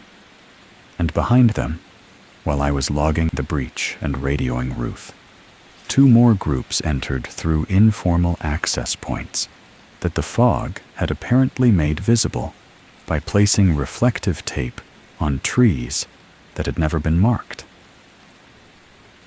The second siren sounded at 2014 hours. Ruth's voice on the radio. "Conditioned gray, active. All personnel to fog stations. Second siren confirmed. Prepare for gate protocol." I looked at the crowd at the barricade, at Marcus's face, at the flashlights disappearing into the trees, and I understood that the night I'd described at the beginning of this story, the night of the gate, the chain, the child's voice, had just begun. Ruth, Tom, and I entered the corridor at 2031 hours, following the last known heading of the first volunteer group. The fog was already at bootlace height. It moved across the trail in sheets, the same flat, purposeful flow I'd seen weeks earlier, except thicker now, denser, with a faint luminescence that didn't come from the sky. The stars were visible directly above. Clear October sky, Orion rising in the east. But below the canopy, the fog generated its own dim, sourceless glow, just enough to see the trail without a headlamp, and not enough to see anything with certainty. We moved in formation, Ruth on point, compass in her left hand, altimeter on her wrist, Tom behind her, monitoring the radio and the voice count. I brought up the rear, counting footsteps and checking bearing at every trail marker. The rules were all active, every single one. Fog below bootlace height before 1600, active since afternoon. Voice count discrepancy. I could already hear more voices ahead than the 5 volunteers we were tracking. Uphill water, somewhere to our left, a creek was running in the wrong direction, the sound of it climbing the drainage instead of descending, a soft, liquid murmur that rose as we gained elevation instead of fading. Compass and altimeter. I checked both every 30 seconds, and for the first quarter mile, they agreed with the topo map. Then they didn't. The compass drifted east by 3 degrees between mile markers 1.4 and 1.6.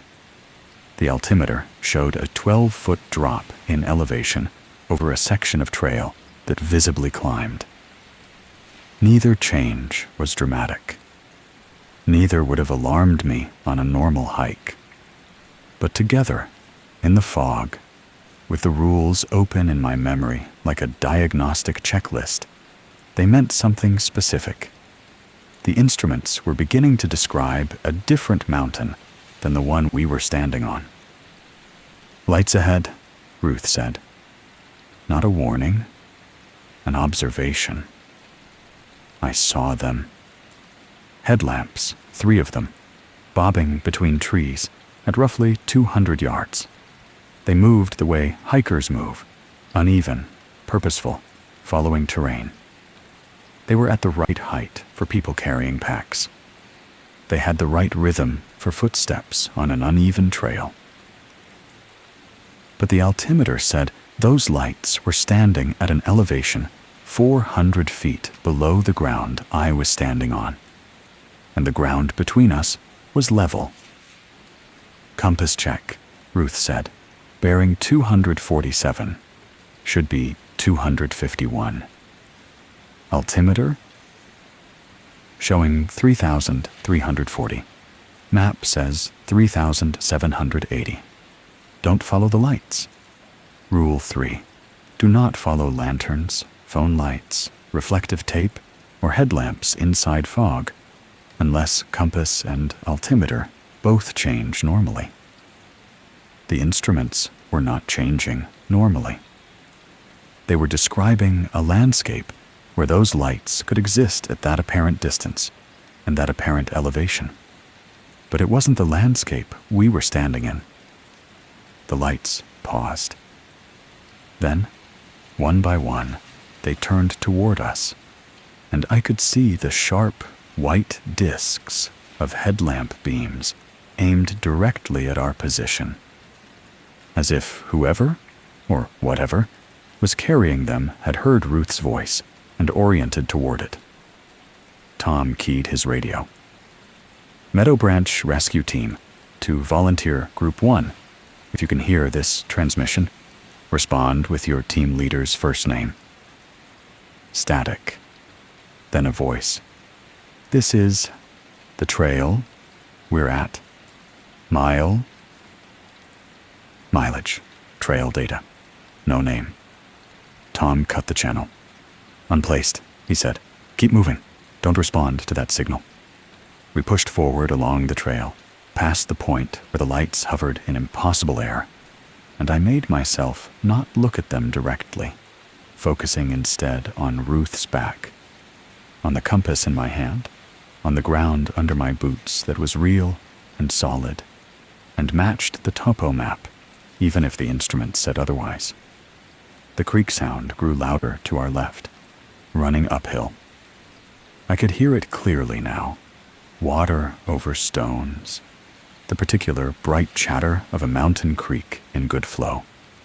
Except it was coming from above us, from a ridge that should have been dry rock and rhododendron and nothing else. Rule 4. Leave the drainage and climb until the sound stops. Do not look for the creek.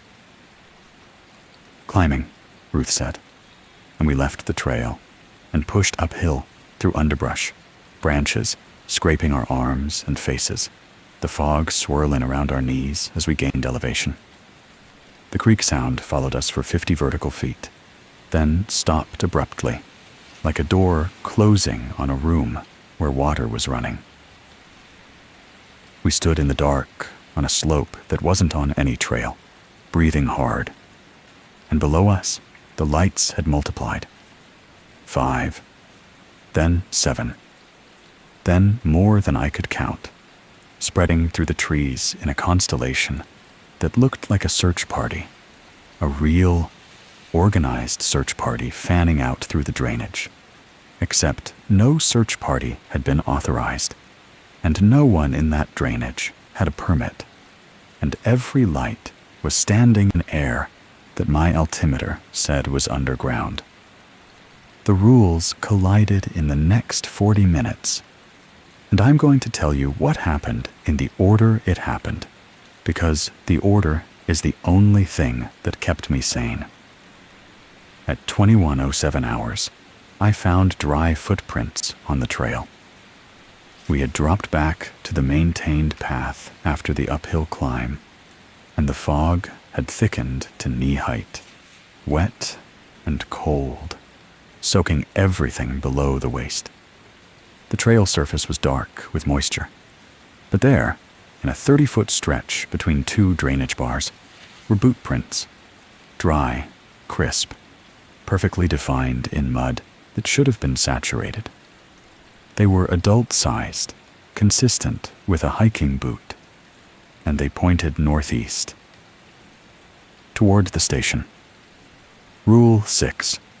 Photograph the ground only while stepping backward. Do not let the soles point toward the station.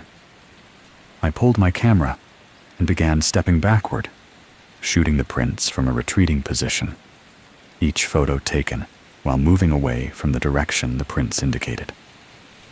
Ruth watched me do it without comment. She understood. The prints were directional. They were a path. And if that path connected to the station, the fog would have a documented route from its interior to our safe ground. I photographed 7 prints, stepping backward for each one, and then the prints ended. Not at a trail junction or a turnaround. They just stopped, the last one mid-stride, as if the person making them had been lifted from the ground between steps. At 21:19, Marcus's voice came through the radio.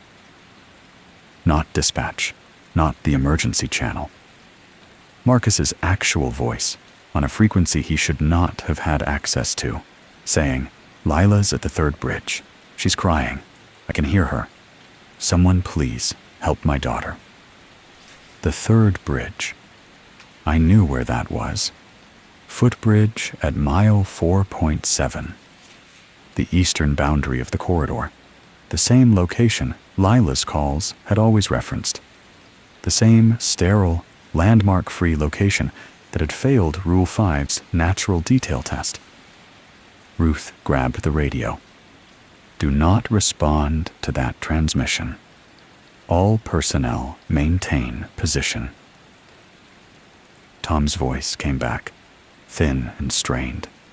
"Ruth, I've got uphill water at my position, heavy, climbing away from the drainage. Climb until it stops. Don't look for it. I know the protocol, but it's not stopping. I've been climbing for..." His transmission cut out. Ruth looked at me. In the dim glow of the fog, her face was a landscape of shadows and sharp lines, and I could see the calculation behind her eyes, the same calculation I'd been trained to make in SAR, the cold algebra of risk and resource and probability that decides who you help and who you leave. "Tom's experienced," she said. "He'll climb until he's clear. We need to get to the gate." At 21:34, Ruth stumbled. It wasn't the terrain. The trail was level, the surface stable. Her left ankle turned on nothing, on flat ground, as if the ground itself had shifted by an inch to meet her foot wrong. She went down hard, her compass skittering across the trail, her pack driving into her shoulders. When I helped her up, her left ankle wouldn't take weight. "Go," she said. "The gate. 3rd sirens at 2200. You have to be there. I'm not leaving you on the trail. You're not leaving me. You're following Rule 7. I can crawl to the tree line and wait for sunrise. I've done it before." I stared at her. "Daniel, the gate. If it's open when the 3rd siren sounds, everything those volunteers do in there becomes a search record. Every step they take becomes a trail. Every voice they hear becomes a person the system has to find. Go." I went. I ran the last mile and a half in the dark, through fog that reached my thighs, with my headlamp off, because the light drew attention I couldn't afford. The trail was still where it should have been. The blazes were still correct. The altimeter was wrong. It said I was descending when I was clearly climbing. But my legs knew the grade, and my lungs knew the effort, and I trusted my body over the instruments and kept moving. I reached the fog gate at 21:51. Dispatch was already on the radio, relaying transmissions from the access road. The crowd had grown. Families were at the barricade. County search and rescue coordinators were demanding that the park authorize an emergency entry. And through it all, underneath the voices, a child. A child at the gate, not behind it, at it. On the fog side, pressing against the bars the way a child presses against a window. Small hands wrapped around the steel. A voice clear and calm in the wet dark. "Daniel, I want to go home." I stood 5 feet from the gate with the chain in my hands and the padlock open, and the third siren 60 seconds away. "Daniel, it's cold. Can you open the gate? I just want to go home." I checked the permit log in my pocket. No child. I checked the volunteer roster Ruth had compiled. No child. I checked every name dispatch had given me in the past 6 hours. No child had entered the park. "Daniel Voss," the voice said, and it used my full name with the same warm familiarity as the voice on the kiosk recording. The same impossible knowledge. "Please, I'm so scared." The third siren sounded, a mechanical wail from the station's emergency system, rolling through the drainage and bouncing off the ridgelines and filling the corridor with a sound that meant one thing: lock the gate from the outside. I wrapped the chain around the bars. The child's hands were still there, small and pale, but when I looked directly at them, they had no fingerprints. Smooth skin, unblemished, like hands that had never touched anything real. I locked the padlock. I stepped back. The voices inside the fog, all of them, the volunteers, the lights, Marcus's transmission, Lila's call, the creek running uphill, the child, went quiet for 3 seconds. 3 seconds of absolute silence. The kind of silence that has weight, that presses against your eardrums like pressure change.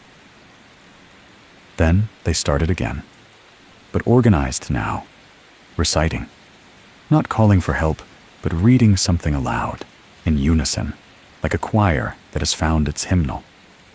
They were reading my rules, all 7, word for word, in the exact order they appeared on the laminated sheet. And when they reached Rule 7, at the third siren, lock the fog gate from the outside, they added a line that wasn't there before. At the third siren, lock the fog gate from the outside. Daniel James Voss will remain listed as active until the corridor resolves his entry. My full legal name, my middle name, which I hadn't told anyone at the park, which wasn't on the duty roster, which wasn't on any document inside the station. I stood at the locked gate and listened to the fog recite my identity into the dark.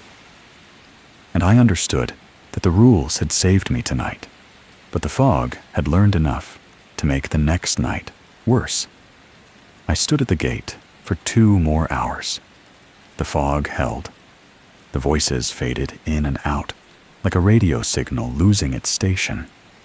But they didn't stop. Fragments of conversation, pieces of procedure, names and trail markers and mileage figures tumbling through the dark in voices that sounded human, but lacked the small imperfections of human speech. The pauses, the breathing, the way a real person stumbles over a word they've said 1,000 times.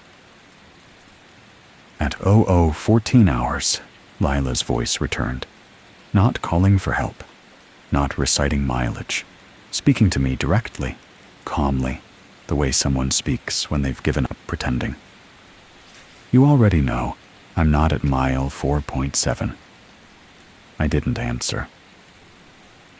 I was, though, at first. When I actually got lost, I was near the bridge, and I was cold, and I called my dad, and everything I said was true. The fog found me while I was still on the phone. It didn't hurt me. It just moved. The trail moved. The bridge moved. And then I was somewhere else. And the trail markers were still there, but the mountain wasn't the same mountain. I stood at the gate with my hands on the chain and said nothing. It's not bad here. It's like an older version. There are roads, houses, people, sort of.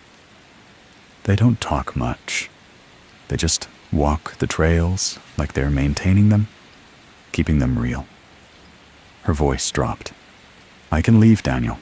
There's a way out. But you have to list me. List you. Missing. In the system. The real system. The one dispatch uses. File the missing person report with my name and my location, and the date I disappeared. Make it official. If my name is in the system and my location is in the system, then I have an origin. I have a place I belong. And if I belong there, I can walk out of there, because the system says I'm supposed to be returned.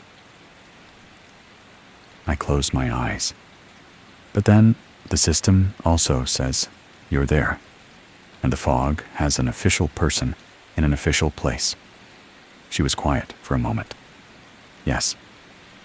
And every search team that goes looking for you at that official location makes the location more real. Yes. And the location grows. It's been growing for a long time, Daniel. Every wrong map, every erased cemetery, every trail somebody deleted from the records but never pulled from the ground. I'm standing on one of those trails right now. It's beautiful. It has views I've never seen from any trail in the park. But it's not supposed to be here, and the only reason it is here is because someone, at some point, wrote it down. This was the answer. The whole answer. The thing Tom had tried to explain, and Ruth had tried to teach, and the 1986 report had tried to document. The fog wasn't malevolent. It wasn't evil. It was a territory built from the accumulated errors of 100 years of official record-keeping. A landscape assembled from every gap between the map and the mountain.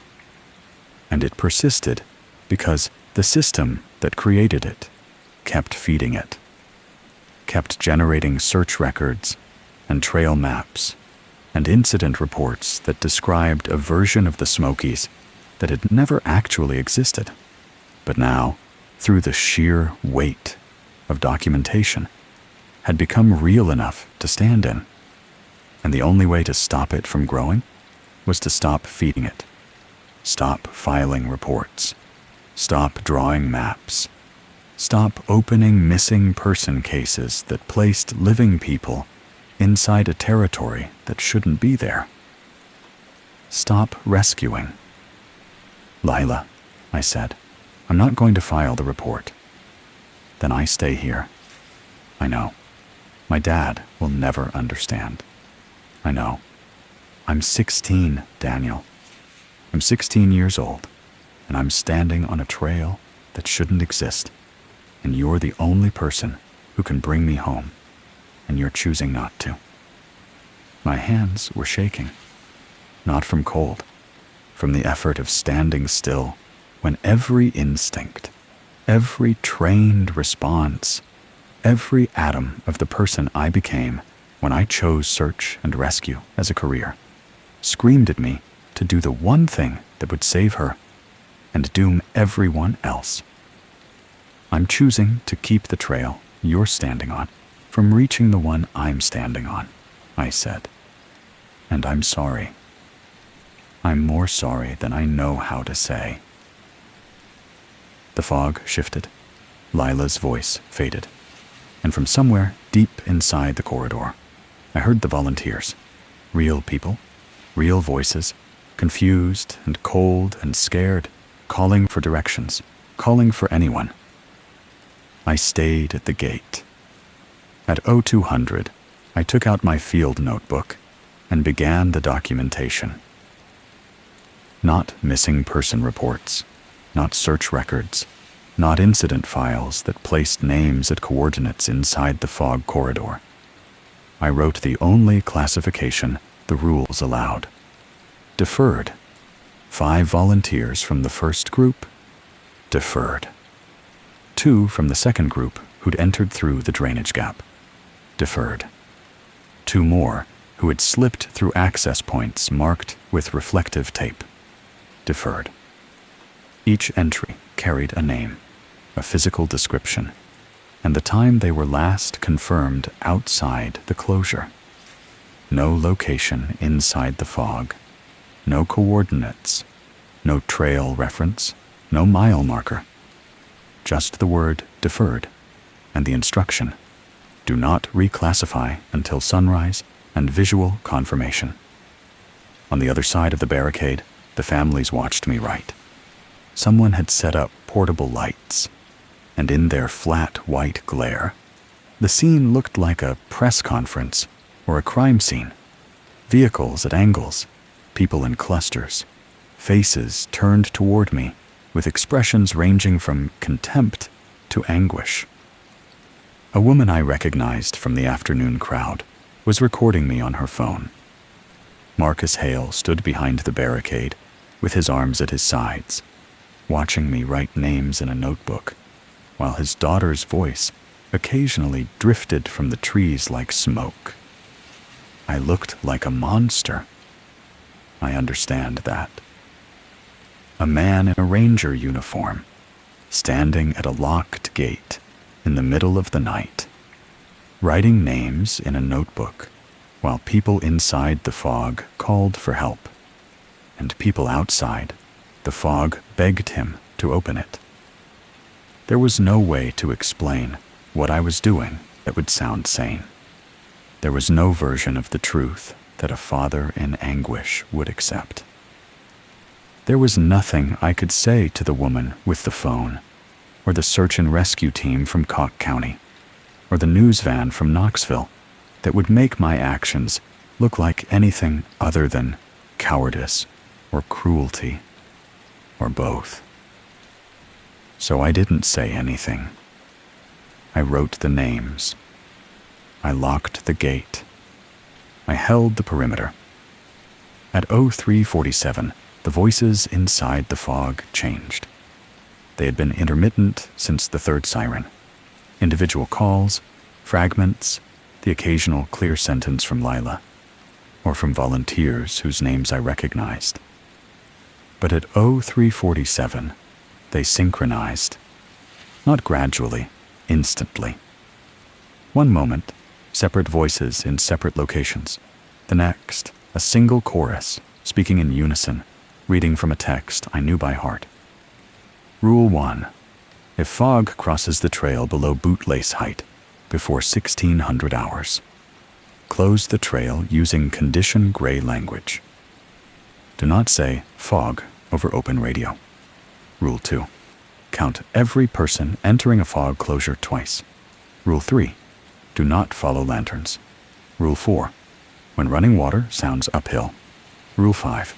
Never answer a rescue call that gives exact trail mileage with no landmarks. Rule 6. If you find dry footprints inside wet fog. Rule 7.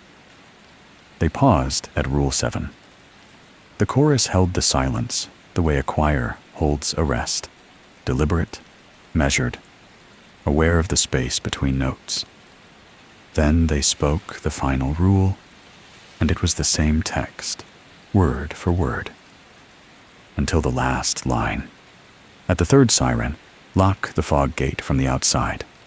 Anyone still beyond it must be listed as deferred, not missing, until sunrise. Daniel James Voss will remain listed as active until the corridor resolves his entry. My full legal name. Again, added to the rule as if it had always been there. I understood what it meant. The fog had learned enough about me, my handwriting, my procedures, my habits, my name, to begin drafting me into its records the way it drafted trails and bridges and maintenance histories. Not yet. Not tonight.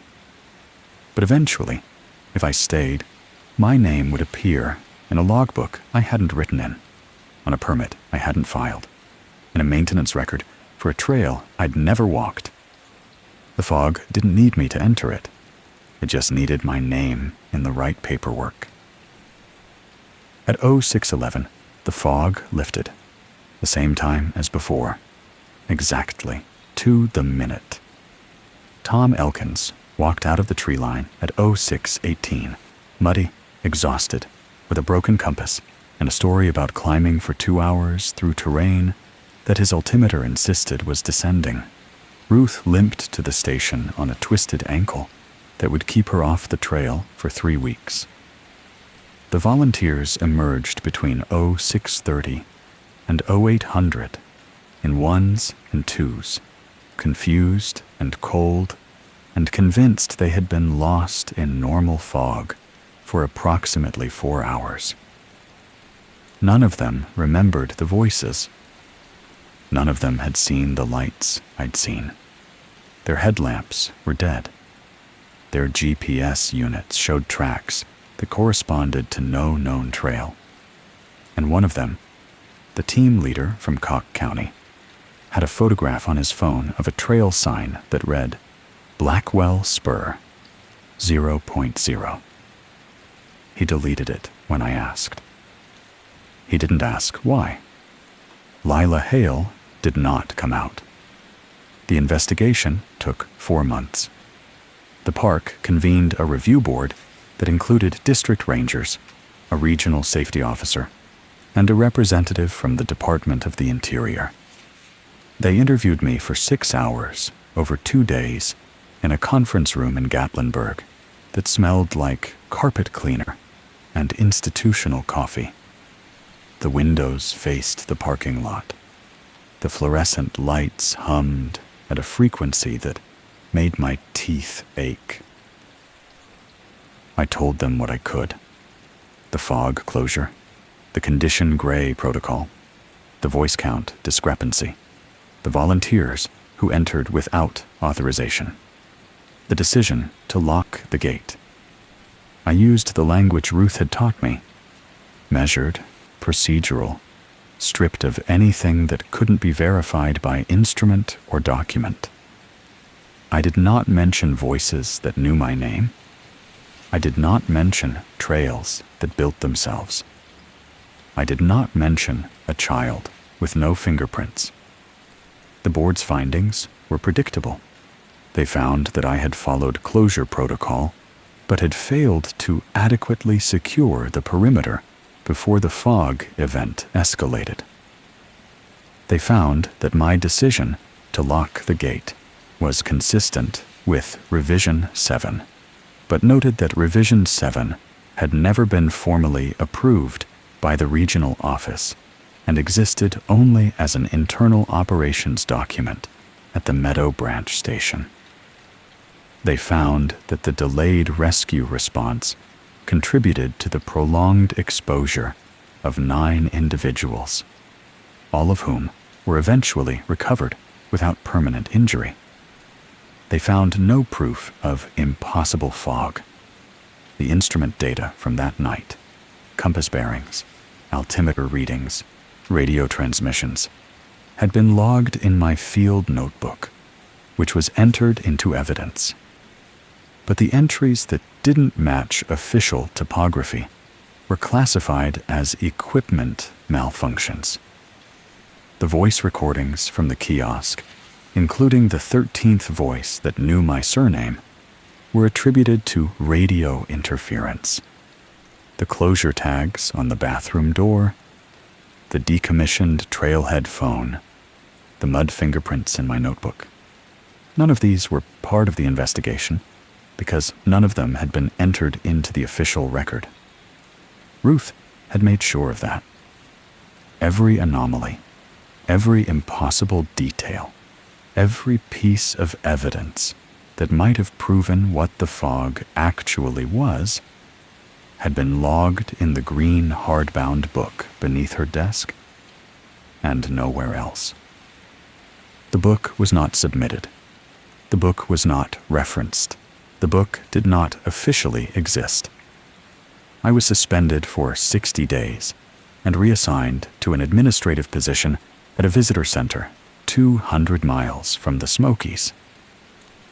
Marcus Hale filed a civil complaint that was settled out of court for an amount I wasn't told. Lila Hale was listed as a missing person through the county sheriff's office, not the National Park Service, because Ruth had ensured that no NPS missing person report was ever filed for the Meadow Branch corridor.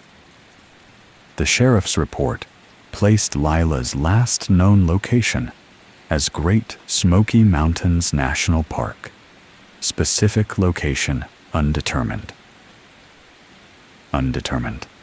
Not mile 4.7, not the eastern footbridge, not any coordinate inside the fog's territory.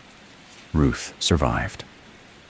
She returned to duty 3 weeks after the incident on a healed ankle and continued to patrol Meadow Branch with the same steady, unremarkable competence she had maintained for 11 years. We spoke twice after I left. Brief calls, professional in tone, personal in the silences between sentences. She never defended me publicly. She never explained the rules to the review board. She never told anyone what the fog actually was, because telling them would have made it real. I kept one thing from the station, a fragment of the map that Ruth had burned, a corner piece, no larger than a playing card, that had fallen from the fire ring and landed in the gravel. I picked it up without thinking and put it in my pocket, and I didn't find it again until I was unpacking at my new apartment 3 states away. The fragment shows a contour line, a creek symbol, and the edge of a trail that extends beyond the park boundary. The line continues off the edge of the paper, heading southeast, in the general direction of the town where I now live. I keep it in a drawer. I don't file it. I don't photograph it. I don't enter it into any system. It has been 7 months since I left the Smokies. I live in a small apartment in a town I won't name, in a state with no mountains and no fog that behaves the way Meadow Branch fog behaves. I work a desk job.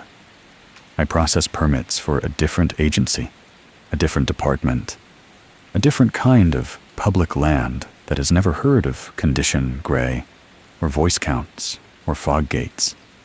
The work is tedious and safe, and exactly what I thought I wanted when I applied to Meadow Branch a lifetime ago. I sleep badly. Not every night, but often enough that I've stopped being surprised by it. The dreams aren't dramatic. No chases, no monsters, no gate slamming shut in the dark. I dream about paperwork. I dream about filling out forms in an office that slowly fills with damp leaves. I dream about writing trail names in a logbook and watching the ink bleed into the paper, and the paper grow wet, and the desk become soft and mossy under my hands. I check the news for Lila Hale's name every morning. The case is still open with the county. No leads, no remains, no resolution. Marcus has become an advocate for search and rescue reform, appearing on local news and podcasts to tell the story of the park that wouldn't look for his daughter. He doesn't name me anymore. His anger has become something more organized than that. A campaign, a cause, a permanent structure built from grief. I hope it helps him. I know it can't help Lila. Last Tuesday, I woke at 3:17 a.m. The apartment was dark. The window was closed. The air was the temperature of an ordinary October night in a town with no elevation, and no hollows, and no drainage where old things collect. But the fog was there. It pressed against the glass at the bottom of the window, a thin, even sheet, no more than 3 inches deep, and it didn't move the way fog moves. It held its line, bootlace height, exactly. The same flat, purposeful boundary I'd first seen on the trail at Meadow Branch. The same maintained edge, the same stillness that has nothing to do with weather. I sat up in bed and watched it. Then the voice came, small, young, calm, from the other side of the glass, as if a child were standing outside a second-floor window in a town with no mountains. "Daniel?" I didn't answer. "Can you tell me 3 natural details about where you are?" My chest tightened. The question was Rule 5 in reverse. The fog wasn't asking me to verify a location in the wilderness. It was asking me to verify a location outside the wilderness, to describe my room, my apartment, my address, in the kind of specific physical detail that would make it real, that would create an origin point, a documented location, a place the system could connect to the fog's territory through the paperwork that follows whenever someone answers an official question with official information. I said nothing. I did not describe the crack in my ceiling. I did not name the street outside my window. I did not say the words that would give the fog a coordinate in a place it had never been. The child's voice waited, patient, unhurried, as if it had all the time left in the world, which I suppose it did. I reached over to my nightstand and picked up the laminated sheet. I had taken it from my field pack when I left the park, and I kept it in the drawer beside my bed, the way some people keep a flashlight, or a phone, or a glass of water. The rules. All 7. Printed in the same cold official language that saved my life and cost me everything else. The fog held at the window. The voice asked again, softer now, as if it were drifting to sleep. "Daniel? 3 details. That's all." I read Rule 7 to myself in the dark. At the 3rd siren, lock the fog gate from the outside. Anyone still beyond it must be listed as deferred, not missing, until sunrise. The rules had never belonged only to the park. I understood that now. They were instructions for refusing entry, for holding a line between what was documented and what was real, for keeping the door shut when something on the other side knew your name and asked to come in. Somewhere in my apartment, a sound, faint, metallic. The sound a gate latch makes when it closes by itself. A click, a settling, a lock engaging without a hand to turn it. I stayed in bed. I held the laminated sheet against my chest, and I did not answer. The fog was still there when I fell asleep. It was gone by sunrise, but the map fragment in my drawer, the corner piece from the burned map, the one showing a contour line extending beyond the park boundary, had grown by a 1/4 inch overnight. The trail line was longer now, the creek symbol slightly more detailed, the edge of the paper damp with moisture that smelled like creek stones and old cellar air. I don't know where the trail is going. I don't know if the fog will come back. I don't know if Lila is still walking the older versions of the mountains, maintaining trails that shouldn't exist, keeping them real by staying on them.